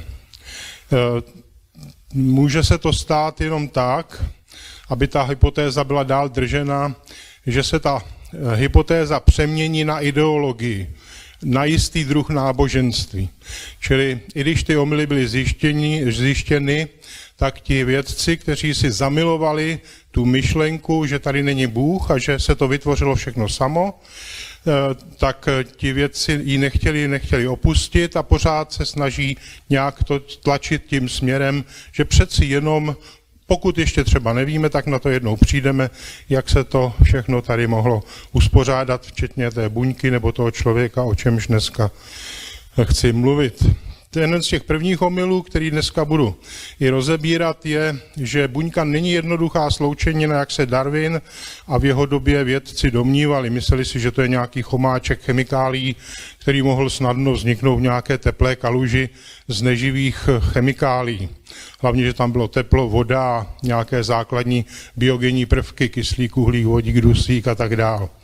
Dneska víme, že to je neuvěřitelně vzdálené pravdě. Buňka je extrémně složitá, čili tvrdit o buňce, že vznikla jen tak samovolně, sama od sebe, je dosti pošetilé, ale o tom ještě bude řeč. Podvedeme člověka třeba mísením faktů s jejich výkladem. Tím, že si neuvědomíte, že to, co vám ten druhej předkládá, je interpretace, že to není sám fakt. Tady je jedna lebka a z té jedné lebky já můžu dělat dva různé nákresy. A když dětem ve škole ukážu jenom tenhle nákres, tak oni samozřejmě jsou potom náchylní tomu věřit, protože nevidějí tu druhou alternativu. Čili to je snadný klam, kterým bylo mnoho lidí oklamáno, že prostě nic jiného neviděli, než tohle. Našli jsme tuhle lebku, takhle vypadal, tečka. Umělecké představy. Prosím, nic takového se nikdy nenašlo. To jsou evoluční obrázky, malůvky. Podívejme se, co se skutečně našlo. Tady vidíme ledového muže z Alp. Tady vidíme z dánského bahna takovou mumii, tady další z Dánska, další oběšenec asi z doby zhruba 700 let před Kristem, detail ruky. Všimněte si prosím, že jsou to normální lidé. Tohle je nejstarší mumie na světě v Přírodovědeckém britském muzeu. Všimněte si, ti lidé jsou různě pokroucení, seschlí, nevypadají nějak vábně, ale jsou to normální lidé, nic takového. Jo, tohle je jenom představa, nic takového se nenašlo. Věř tomu, kdo chceš, ale je to představa jenom. Výběrem hodících se nálezů, to je taky dost zoufalé a běhá mráz po zádech. Najde se lebka, to je lebka, která se našla v Keni, to KNM, to je katalogizační název, znamená katalogový název Keňské národní muzeum.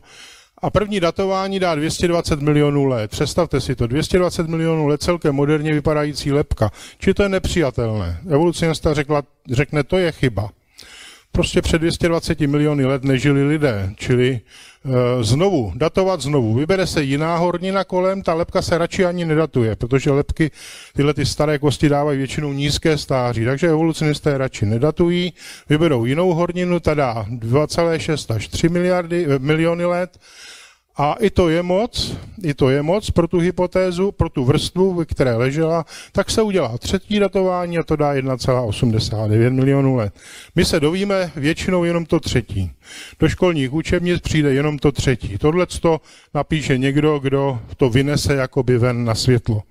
Čili to vidíte, že jak to je úplně hrůzostrašné, jak se nechá snadno člověk podvést.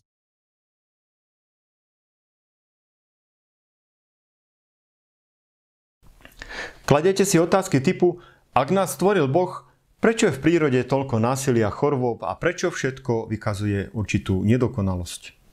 Veď Boh povedal pri stvorení, že všetko bolo dobré, teda dokonalé.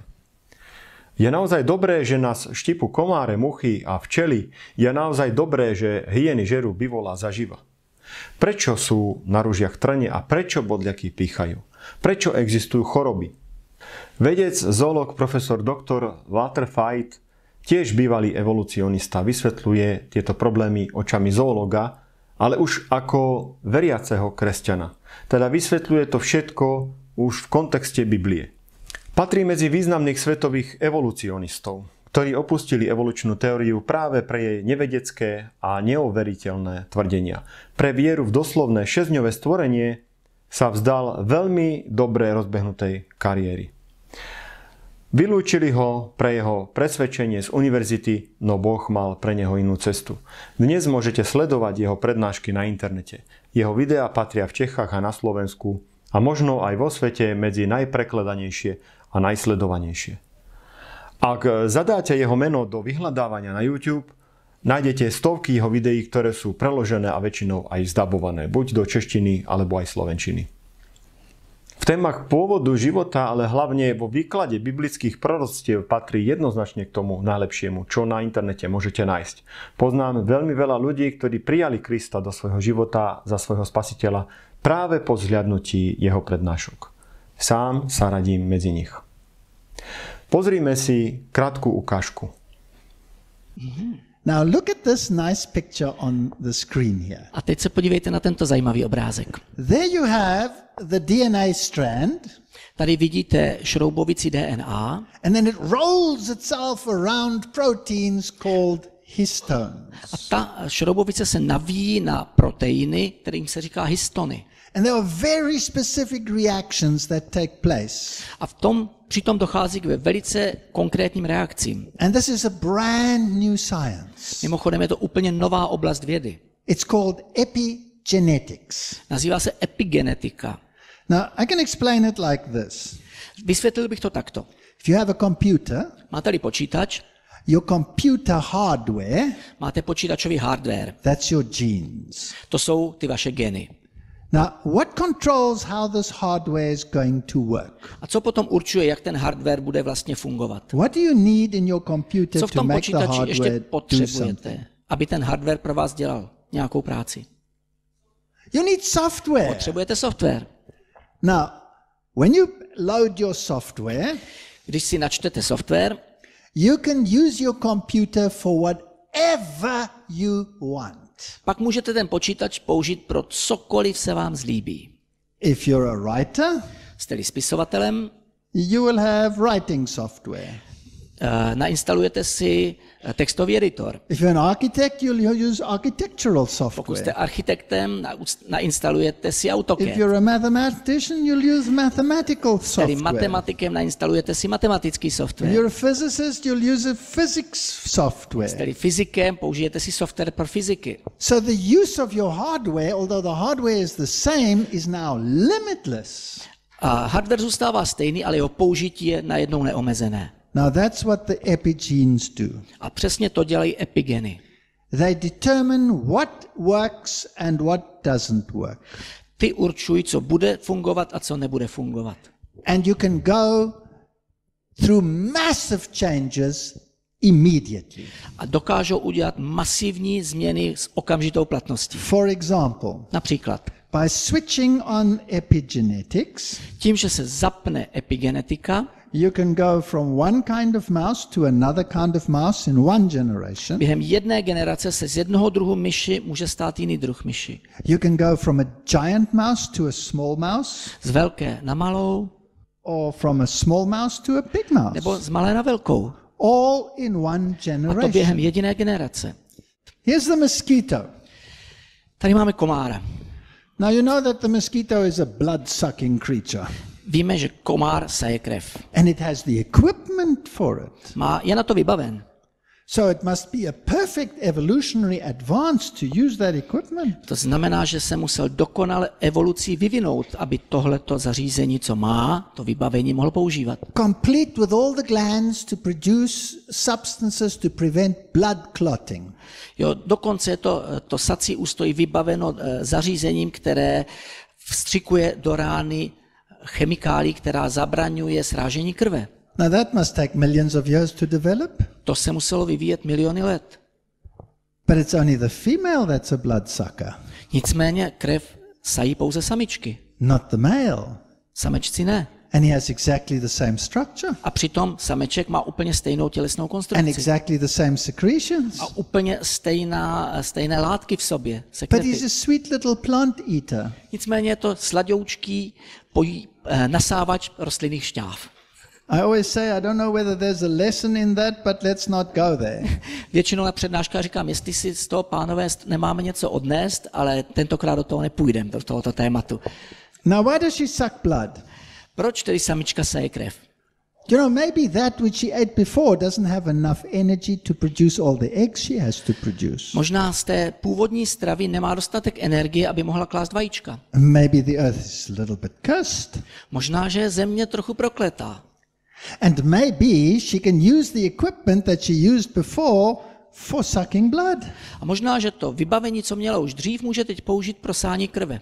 But that doesn't mean she was designed to suck blood. Nicméně to neznamená, že byla tak stvořena, aby sála krev. And all these creatures that sting and cause pain, a všechna tato stvoření, která mají žihadla a způsobují bolest, all of those are transformed glandular secretions that have to do with egg laying. Všechna ta žihadla jsou vlastně transformovaná kladélka, jimiž ti živočiši kladli vajíčka. So again, it's not evolution. Znovu to není evoluce.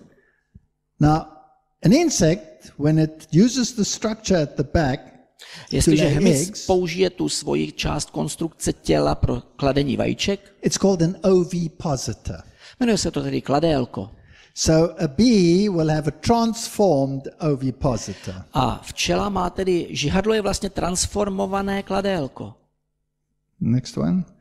Now a bee actually loses its sting when it stings you. A bee loses its sting. Včela, pokud vám dá žihadlo, tak o něho přijde, zahyne. Now here's a question for you. A teď mám další otázku. Bees don't lay eggs. Včely nekladou vajíčka. Only the queen lays eggs. Pouze královna. Does the worker not have the genes to lay eggs? Znamená to, že mají geny nebo nemají geny pro kladení vajíček? Now what happens when the queen dies? Co se stane, když královna v roji zemře? What happens then? Víte, co se stane? Then some of the workers některé z těch dělnic start eating royal jelly. začnou pojídat mateři kašičku.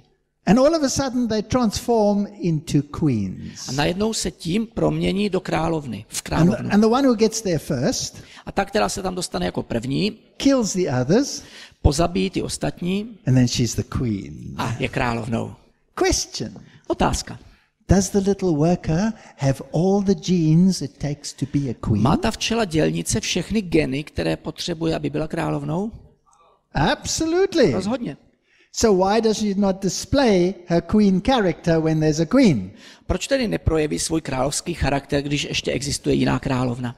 Because the queen produces a pheromone, protože královna produkuje feromon, which depresses all those genes, který potlačuje všechny ty geny. And switches them off.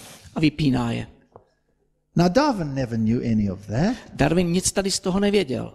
Do you know what? Perhaps everyone sitting here is potentially a queen and a king. Možná každý, kdo sedí tady, je potenciálním králem a královnou.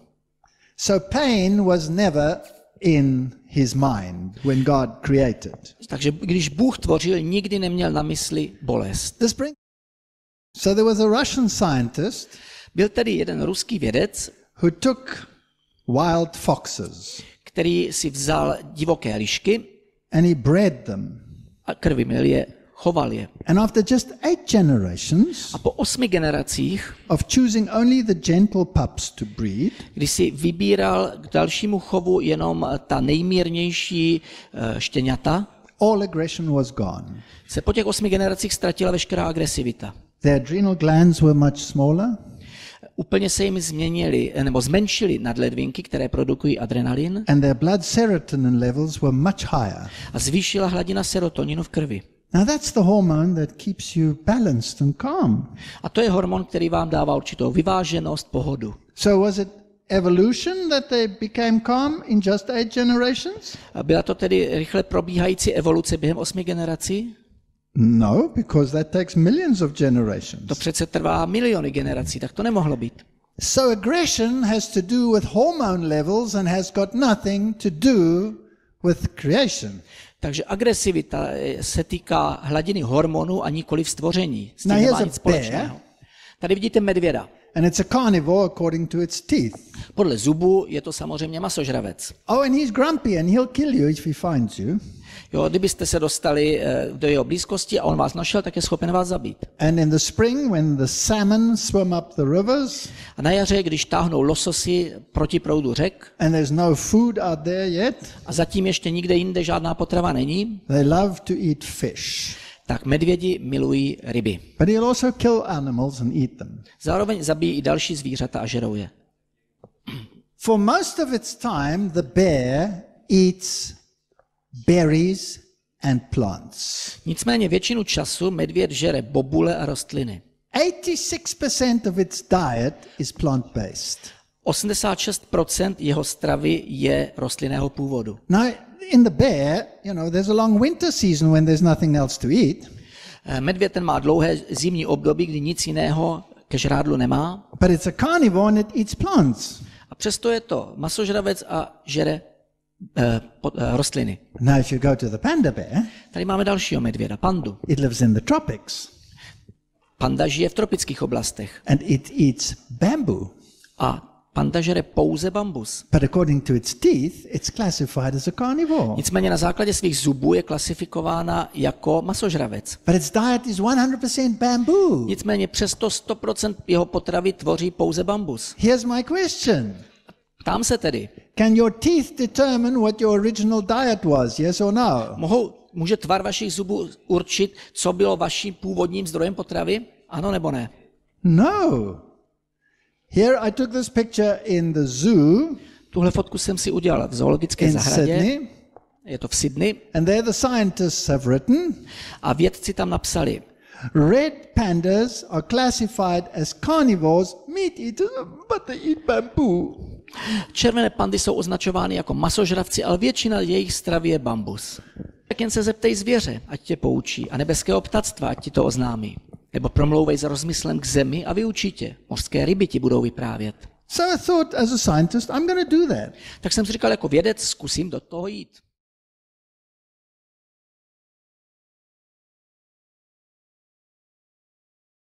Už v predminulom videu som vám ukázal časť prednášky od slovenského vedca RNDR Petra Vajdu, PhD.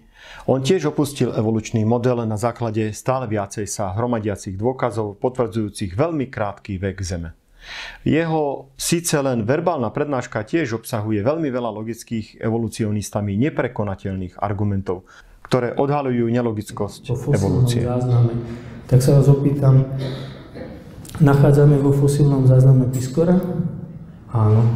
Nachádzame vo fosílnom zázname netopiera? Áno. Teraz sa vás opýtam, koľko percent týchto medzičlánkov nachádzame? Nič, som to tu počul vpredu. Nič, nula, úplná nula. A potom platí, že fosílny záznam je dôkaz biologickej evolúcie. Viete, budete počuť do nekonečna argumenta o vtákopiskovi a že sa našiel hen taký prechodový článok a iný prechodový článok. Tomu by stalo za to venovať celú hodinovú prednášku. Jan Šichula takú prednášku má. Dnes na to nie je priestor. Ale pozrite sa, čo samotný Darwin povedal, lebo Darwin bol dobrý prírodovedec.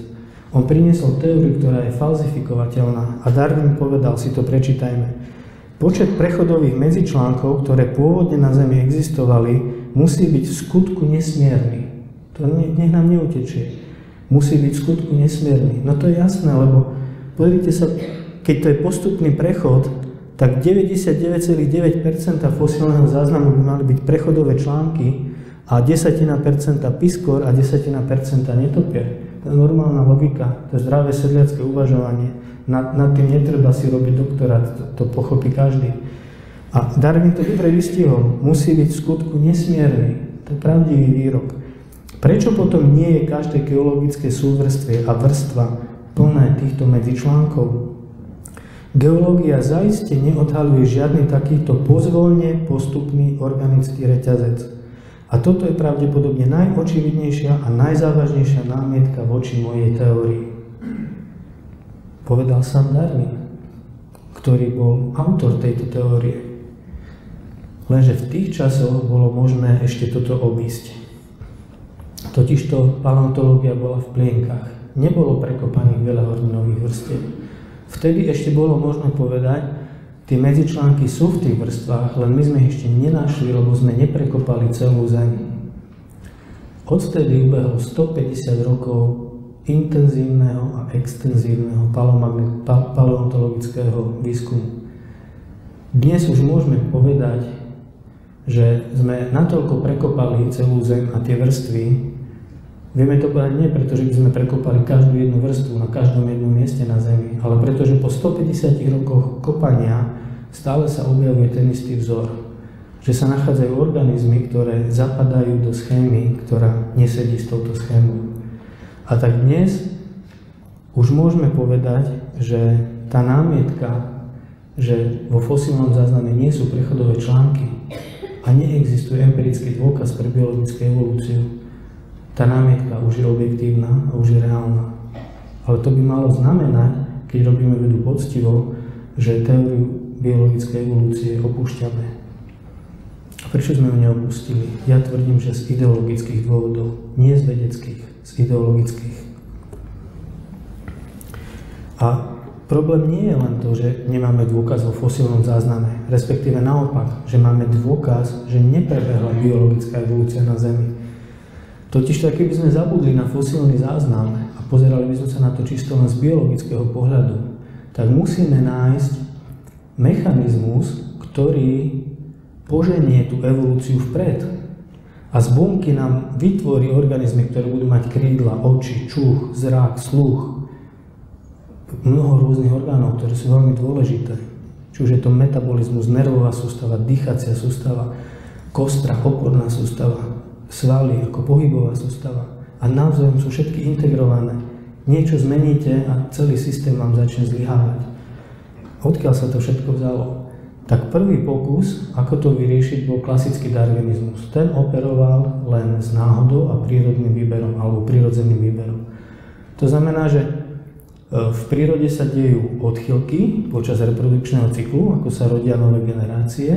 Príroda si tie odchylky ako keby sleduje a vždy, keď narazí na takú, ktorá môže priniesť nejaký pokrok, tak si ju zapamätá, použije ju, zakomponuje a v ďalšom vývoji na nej buduje. Lenže potom, keď prišla genetika, tak sa zistilo, že prirodzený výber môže vyberať len z toho, čo existuje. Tiež sme zistili, my vieme, že existujú rôzne plemená mačiek, rôzne plemená psov a vieme, že šľachtením môžeme získať nové plemená, ale tiež sme zistili, že šľachtením nikdy nevyšľachtíme nový druh, iba nové plemeno. Môžete šľachtiť psov, koľko nechcete, mačku nevyšľachtíte, ani koňa, ani ťavu. Môžete vyšľachtiť čivavu, dobermana a tak ďalej, ale nie iný druh. Prečo? Lebo prirodzený výber funguje tak, že ten celý bohatý genetický fond, genofond, pri šľachtení vyberáte jedincov s rovnakou črtou a zúžite genofond. To zúženie genofondu má za výsledok nové plemeno. Ale evolúcia potrebuje opak, nie zúženie genofondu, rozšírenie. Aby som dostal nové kodovacie informácie, ktoré mi zrazu budú kodovať krídla, keď nikdy predtým na Zemi neexistoval tvor, ktorý by mal krídla. Rozumieme si? Toto je veľmi dôležité. Preto bol klasický darwinizmus opustený, pretože sa zistilo, že náhoda nestačí na to, aby si mal prirodzený výber, z čoho vyberať. Tak sme museli poskytnúť prirodzenému výberu niečo, z čoho by si mohol vyberať. A tak prišlo neodarwinizmus a povedalo sa, že genetické mutácie poskytujú tú živnú pôdu, aby si mal prirodzený výber, z čoho vyberať. No ale s tým je obrovský problém. Pretože mutácie genetické sú v naprostej väčšine prípadov škodlivé a likvidujú organizmy. Potom existuje celá plejáda neutrálnych genetických mutácií, ktoré nič veľmi neurobia. A potom existuje niekoľko mutácií, ktoré sú prospešné. Ale sú prospešné na úrovni, povedzme, biochémie alebo možno metabolizmu, možno na bunkovej úrovni, že je, napríklad sa hovorí o rezistivite baktérií. To sa povie, že to je evolúcia, že to je dôkaz evolúcie. Lenže toto nám nerieši zásadnú otázku. Ako nám vznikajú nové fenotypické črty? To znamená, ako organizmus, ktorý nemal zložené oko predtým, teraz má. Organizmus, ktorý nemal krídla, teraz má a tak ďalej. Pretože na tieto orgány, nové funkcie organizmov potrebujete celé plejády genetického kódu.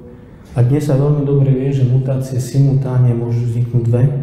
Je veľmi malá pravdepodobnosť, že 3. Ale keď chcete zakódovať celý nový segment DNA, tak by bum, zrazu z ničoho nič ste museli mať obrovské množstvo novozapísaného kódu, ktorý je plne funkčný a je bez chyby. Lebo ak by mal chybičku, tak ho prirodzený výber odstráni. Pretože podľa definície prirodzený výber zachová to, čo je plne funkčné, odstráni z evolučného vývoja to, čo je nefunkčné. Takže prirodzený výber nám vo väčšine prípadov odstraňuje a nie, že vytvára niečo nové. No to je veľmi závažná námietka. To, čo sa dnes bežne z médií nedozviete, dozviete sa, že tu a tam veci našli nový prechodový článok, ale to, čo sa nedozviete, je, že o 7 rokov to poprú a to preklasifikujú a už to nepovažujú za nový medzičlánok. Ale to sa už na veda.sme.sk nedozviete ani v bombastických správach.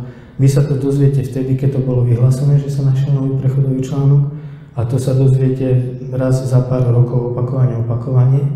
Vo vás vznikne dojem, že veci do nekonečna nachádzajú nové medzičlánky evolučné, ale to, že potom o 7 rokov potichu to preklasifikovali, že už to nie je medzičlánok, to už sa nedozviete, ale vo vás zostal dojem, že veci do nekonečna nachádzajú nové medzičlánky. A to, čo sa tiež nedozviete, je, že tí prominentní evolucionisti, ktorí by mali priniesť tie dôkazy najväčšieho kalibru, tak oni sami po 30 rokoch ťažkého namáhavého výskumu dnes už niektorí otvorene hovoria, že neodarwinizmus je slepá ulička, že genetické mutácie a prirodzený výber nestačia ako hnací mechanizmus biologickej evolúcie. A to je ten zborník, na ktorý tu odkazujem. To je zborník, ktorý vyšiel v roku 2003 vo vydavateľstve MIT, to je prestížne vydavateľstvo. Je to zborník z vedeckej konferencie biológov, evolucionistov, ktorí už medzi sebou a niekedy aj otvorene hovoria, sme sa snažili, ale bola to slepá ulička, musíme nájsť niečo iné. Iné vysvetlenie, iný mechanizmus. Neodarwinizmus už nemá zmysel do nekonečna sa v tom rýpať, pretože nemôže dať odpoveď. Ale to sa žiaľ v populárnych médiách nedozvieme. tomu, pretože by som o tom potreboval hodinu hovoriť, ale nemôžem, tak vám odporúčam, priniesli sme zo sebou tento film, volá sa Odomykanie tajomstva života. Vzadu na stoliku si ho potom môžete zakúpiť. Vyšiel v vydavateľstve Ordo Salutis a tam sú veci z tzv. Hnutia inteligentného dizajnu. O tom si môžeme povedať potom v diskusii viac. Ich vlastne vedecký výskum ich privedol na pozíciu, že neriadená evolúcia, prírodná evolúcia nedokáže dať vysvetlenie na pôvod života. A že potrebujeme hľadať iné vysvetlenie a tým iným vysvetlením je dizajner. Takže je tu nielen skepticizmus evolučných vedcov, ale je tu aj niečo iné. Teraz ja to krátko zrekapitulujem. Teda ako to s tou evolúciou vyzerá. Tak mal by byť v platnosti strom života. Prvý problém je, že nemáme ani ten koreň, ten prapočiatný život. Prečo nemáme? Lebo chemická evolúcia, sme si povedali, že sa nekoná, tým pádom sme sa ani len nedostali k tomu prvému prapredkovi života. Pravda? Boh nemôže vyrieknúť klamstvo. On nemôže vyrieknúť niečo, čo nie je pravda, lebo by zaprel sám seba. Nemal by atribúty, ktoré on má. Takže datovanie je veľmi ťažká otázka. Ja netvrdím, že odpoviem na všetko. Ale existuje mnoho poznatkov, ktoré poukazujú na to, že problém nie je vo výklade Božieho slova, problém spočíva v datovacích metodách.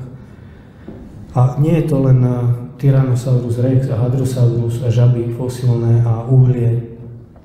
Sú aj mnohé iné veci.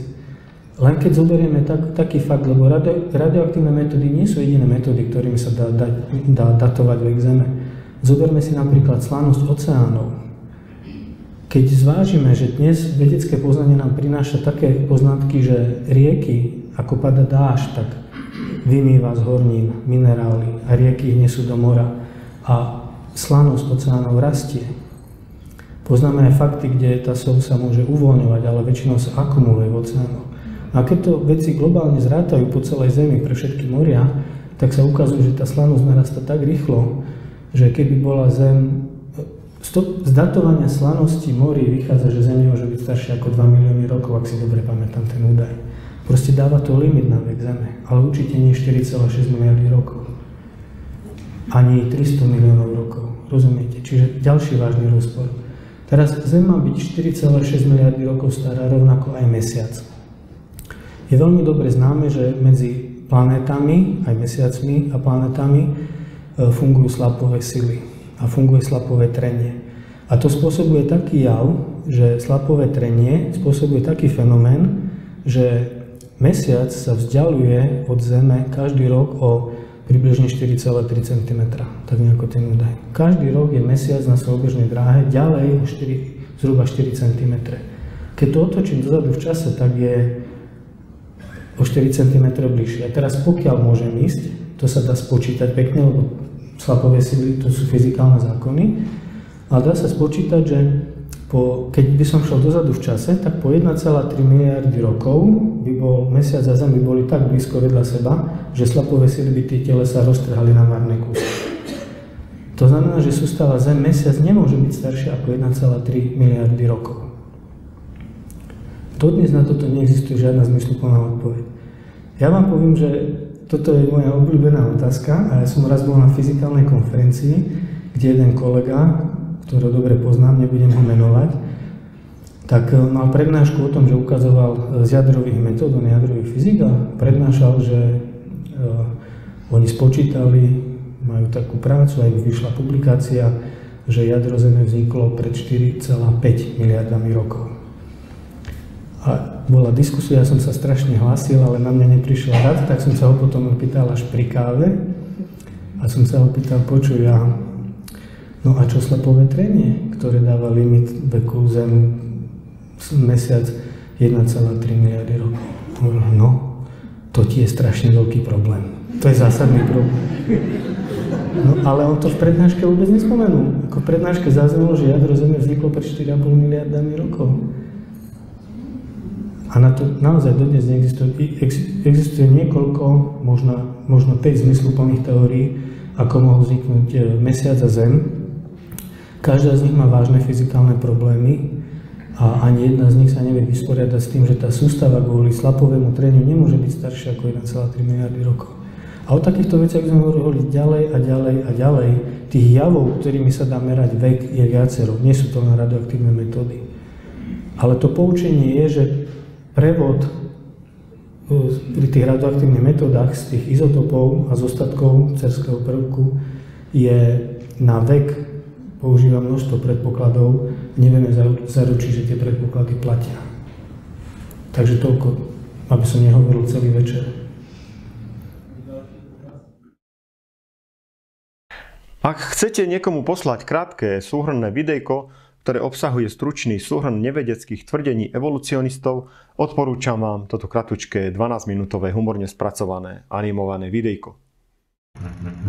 Zvířata jsou tedy našimi vzdálenými předky, takže můj velmi vzdálený pradědeček byl vlastně rybou. Jeho dětem se však za nějakou dobu podařilo dostat z vody na břeh. Už to nebyly ryby, ale obojživelníci. Časem se z jejich potomků stali plazi a pak savci. Pak už zbýval jen krůček od opic k člověku.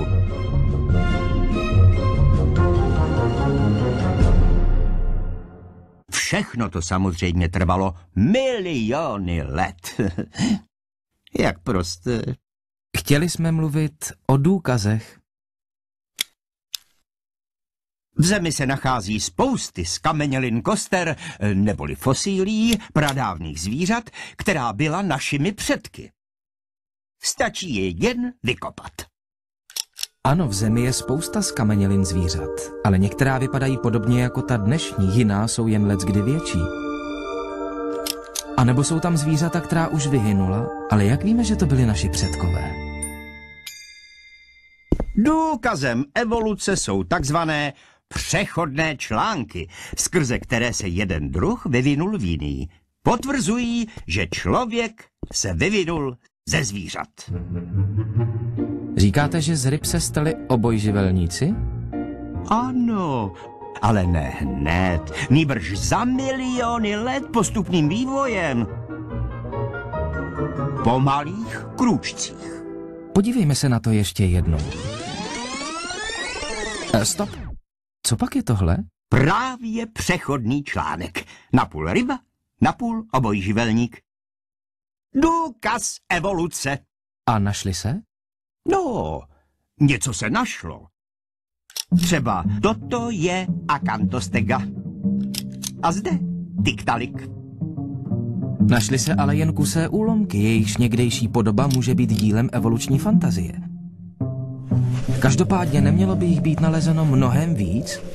Na to, kolik se ve zkamenělinách nachází hotových druhů, je těch přechodných obrovský nepoměr. Je třeba ještě kopat. Od dob Darwina je tomu skoro 200 let. A archeologie je ještě starší obor. Není to divné, že se muzea netopí ve zkamenělých mezičláncích? Já jsem optimista. Jednou budou. A jsme zase u víry. A co takový přechodný článek z plaza na ptáka? Máme nějaký zachovaný důkaz šupiny, která by se měnila v peří? Konkrétně toto tedy zrovna ne. Ale máme nádhernou ukázku vyhynulého Archaeopteryxe. Pokud vím, byl klasifikován současnými biology jako druh ptáka. A na jeho fosílii není vidět žádná proměna šupiny v peří. To jde u jedince těžko postřehnout. Vše probíhalo v nepatrných změnách miliony let. Něco mi tu ale nesedí. Říkal jste, že hnací silou evoluce je přirozený výběr? Ano, to znamená zákon přírody. Přežívá a vyvíjí se jen jedinec a jeho potomci, kteří jsou lépe přizpůsobeni okolí než ti ostatní. Jejich stavbu těla ovlivňuje jen to, co je pro ně prospěšné. A jak by bylo podle této teorie prospěšné takovému přechodnému článku z plaza na ptáka něco jako z části končetina a z části křídlo? Nestává se právě tato nehotová část těla pro tvora nevýhodou? Těžko by tento ptakoještěr unikal nepříteli, když létat ještě neuměl a utíkat po 4 už mu moc nešlo. Ideální kořist, nezdá se vám? Vidíte to moc černě.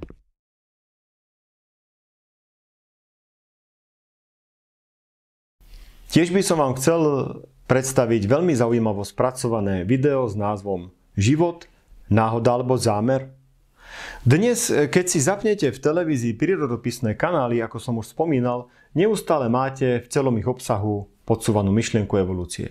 Ak chcete mať informácie vyvážené, teda ak chcete vidieť dokumentárny prírodopisný film z pohľadu kreacionizmu, aký v televízii zaručene neuvidíte, ponúkam vám konkrétne tento s názvom Život, náhoda alebo zámer. Je to nádherne spracované. Vo filme uvidíte veľmi veľa faktov, ktoré evolucionisti nedokážu vysvetliť presvedčivo.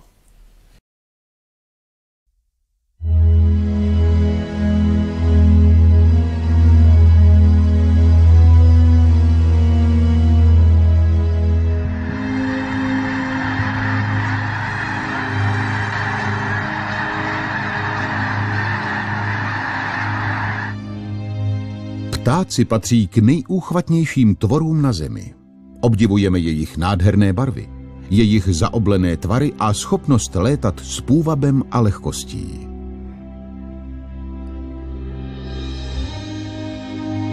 Celá staletí se člověk snažil napodobit ptačí let. Bylo to až ve 20. století, kdy se mu řízený let zdařil. Také dnes se člověk vrací ke studiu božího zázračného designu ptáků, aby zdokonalil aerodynamiku letadla. Uvažujme o některých prvcích stvořitelova plánu. Ptačí kosti jsou velmi lehké a prakticky duté. Uvnitř jsou podpírány trámečkovými vzpěrami a proloženy vzdušnými vaky. Tyto lehké kosti jsou navrženy tak vhodně k letu, že peří ptáka váží obyčejně víc než celá jeho kostra. Dokonce i jeho zobák je navržen, aby nezatěžoval víc než třeba. Tvoří ho lehká rohovina, nikoliv těžká kost. Ptáci mají také 2 silné skupiny prsních svalů. Velké svaly, které řídí pohyb křídel dolů, a menší svaly, které řídí jejich zvedání. A pouze ptáci byli stvořeni s peřím. Peří ptáka chrání před slunečním žárem. Ochraňuje ho před chladem, nepropouští vodu a tvoří povrch křídel a ocasu potřebných k letu. Každé pírko je napojeno na nerv a řízeno svalem. Tato přesná svalová kontrola pomáhá ptákovi udržovat ve vzduchu rovnováhu, kormidlovat a brzdit, když zpomaluje a snáší se dolů k zemi. Ptáci jsou opravdu naprosto velkolepí a úžasní.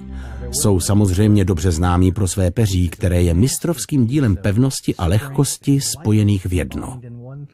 Pera mají malý systém ostnů, větví, paprsků z háčky a ostrůvky ze suchého zipu, kterými mohou připnout malá pírka odstávající od hlavního ostnu. Zobákem mohou pírka spojit nebo rozdělit, když si je promašťují. A každé pírko na křídle má nepatrně odlišnou velikost a tvar, aby ladilo s ostatními.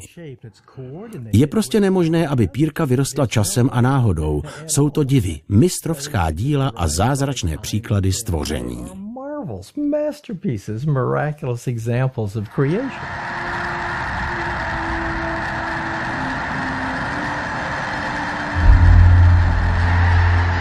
Dalším nepostradatelným prvkem pro ptačí let jsou vzdušné vaky uložené mezi orgány. Vzdušné vaky jsou spojeny s plícemi ptáka a během letu jimi proudí vzduch. Toto uspořádání rychle dodává tělesným tkáním ptáků životně důležitý kyslík, zatímco se vznášejí s lehkostí ve vzduchu. Všichni ptáci jsou úžasní. Takový dýchací systém, jako mají oni, nenalezneme u žádného jiného tvora. Ptačí plíce mají speciální dvojí systém, kde se může vzduch okysličit jak při nádechu, tak i při výdechu. Na rozdíl od našich plic anebo plic jakéhokoliv jiného tvora, ptačí plíce mají zadní dvířka a ukazuje se, že to hraje důležitou roli. Když ptáci dýchají, tvar jejich hrudní dutiny se nemění. Kdybyste viděli ptáka, který právě přistál po letu delším než 1000 kilometrů, ve chvíli, kdy právě dosedl, viděli byste, jak se jeho hrudník zvedá při dýchání? Jsou klidní jako kámen, bez ohledu na to, jak usilovně letěli. Napadne vás, jak asi dýchají? Ukazuje se, že vzduch ptákem prochází stejně, jako je tomu u požárních měchů. Má vzdušné vaky mezi svaly a když pták létá, když chodí, vzduch se posunuje. Jak nádherná stvoření učinil Bůh, když stvořil ptáky. Všechny tyto inženýrské divy se propojí v efektivním letu a svědčí o dokonalé předvídavosti při stvoření ptáků. Dalším divem říše ptáků je jejich schopnost stěhovat se na obrovské vzdálenosti. Rybák dlouhoocasí překoná celou vzdálenost z oblastí poblíž severního pólu až dolů k jižnímu pólu a zpět každý rok. Lidé to dnes mohou přeletět v letadle. Možná jste někdy nahlédli do pilotní kabiny nějakého letadla a viděli všechny ty vypínače, ciferníky, páčky a kontrolky. Pak zde musí být pozemní služba, aby pilota informovala, kam letí. A to všechno je zabaleno do jedné malinké části ptačího mozku.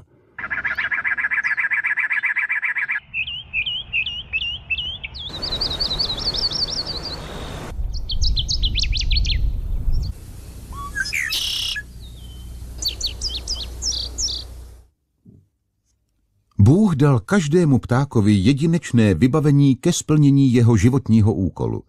Ve službě lidem byla každému druhu ptáků přidělena zvláštní oblast, v níž drží stráž. Mnozí pomáhají tak, že regulují množství hmyzu, jiní likvidují zdechliny. Čeleď pěnkavovitých je zase významná tím, že ničí semínka plevele. Sova a jestřáb dohlížejí na hlodavce, jespák pročesává pláže. Vodní pták udržuje v rovnováze stavy ryb, volavka zase množství žab a hadů.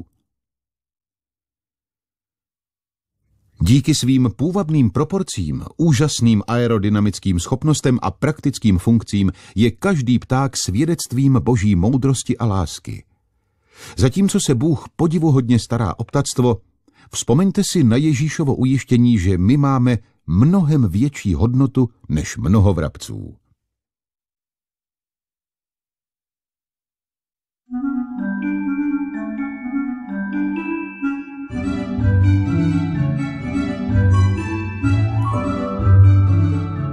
Kolibřík je stělesněním svižnosti a půvabu.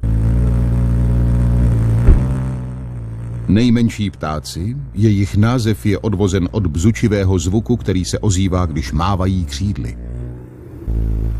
Při přelétávání z květu na květ visí hbitý ptáček ve vzduchu. Přišel, aby se napil sladkého nektaru. Kolibřík byl k tomu podivuhodně zkonstruován. Bůh mu dal malé tělíčko, aby se mohl lehce pohybovat okolo květů, dlouhý zobáček, podobný jehle, aby pronikl hluboko do kalíšku květu, a zvláštní jazyček, ideální k extrakci nektaru. Bůh mu také dal pozoruhodně silná křidélka a pevnou hrudní kost, které mu umožňují zastavit se ve vzduchu a dokonce létat s lehkostí pospátku a do strany.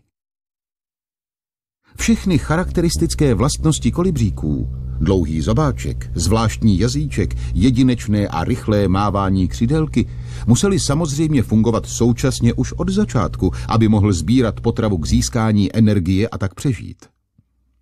Přestože se křídla většiny ptáků ohýbají v rameni, lokti a zápěstí, kolibřík používá především ramena. Umí se vznést přímo vzhůru, podobně jako helikoptéra. Nicméně stvořitel ho naplánoval tak, aby se mohl otáčet všemi směry. Je mnohem efektivnější a daleko hbitější než jakýkoliv létací stroj vytvořený člověkem.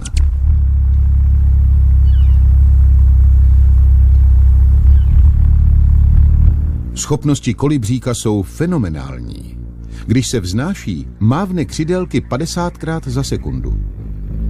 Když uhání pryč, až 80krát. Jeho srdce udeří v tu samou sekundu 21krát. Tito drobní ptáčci mají téměř nepředstavitelnou míru metabolismu. Tlukot jejich srdce je tak rychlý, že dosahuje do pásma slyšitelnosti. Přemýšlejte o těchto malých hbitých ptáčcích. Migrují na vzdálenosti stovek kilometrů. Pomyslete na zásobu potravy nutnou k překonání cesty. Chyba 1/10 gramu v živinách by mohla znamenat, že cestu nedokončí. Samotní ptáci jsou přesvědčivým důkazem existence podivuhodného stvořitele.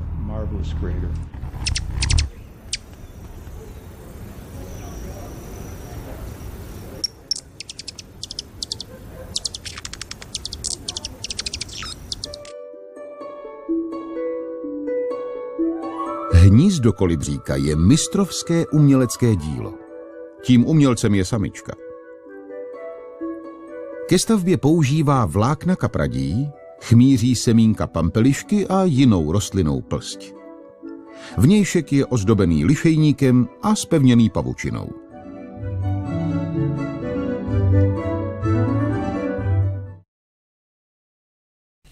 Možno si kladete teraz otázku, prečo sme doteraz všetko verili týmto médiám hlavného prúdu? Dnes krásne vidno, ako sú tieto médiá poplatné a neobjektívne. Videli sme na vlastné oči, ako nás klamali počas pandémie a neboli ochotné sa nám ani ospravedlniť. Sú skrátka jednostranne zamerané v prospech najbohatších tohto sveta. Vidíme, ako jednostranne informujú ľudstvo v oblasti politiky, aj dejín, ale aj v oblasti prírody. Prečo si myslíme, že tieto isté médiá sú v otázke vedy objektívne? No nie sú.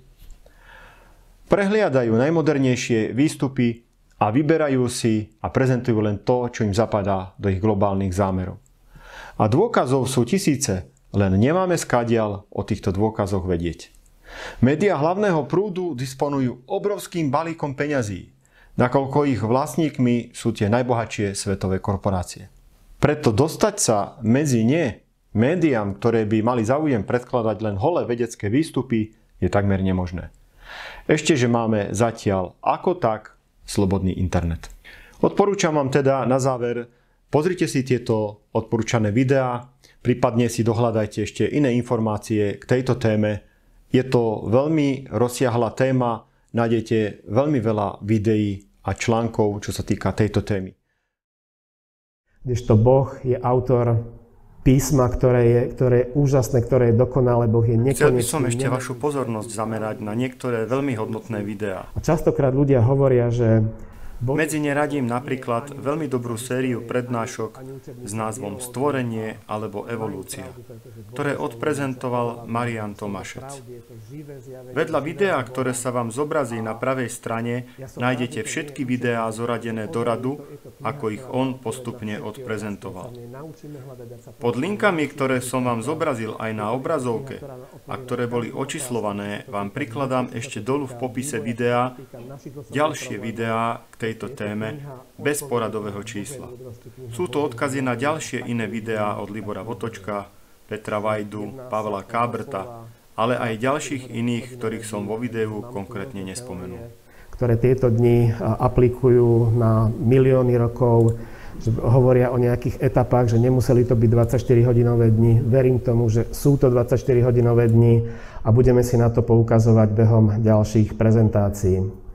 Lebo mám tu úryvok z písma, kniha Exodus 31:17, keď sám Boh svojím prstom napísal tieto slova na Mojžišove tabule: za 6 dní Pán stvoril nebo a zem, 7. deň však odpočíval a oddychoval. Takže keby to neboli 24-hodinové dni, tak, ale milióny rokov, tak by sme museli pracovať 6 miliónov rokov a potom by sme mali milión rokov odpočinok. A vieme, že to tak nie je. Ďalej verím, že všetko stvorenstvo, ktoré Boh stvoril na začiatku, bolo dobré a dokonalé, tak ako nám o tom hovorí kniha Genesis, 1. kapitola 31. A Boh videl všetko, čo urobil a hľa, bolo to veľmi dobré. Verím, že Adam a Eva boli konkrétni ľudia stvorení Bohom, že to neboli nejaké archetypy, z ktorých sa vyvinuli dnešní ľudia.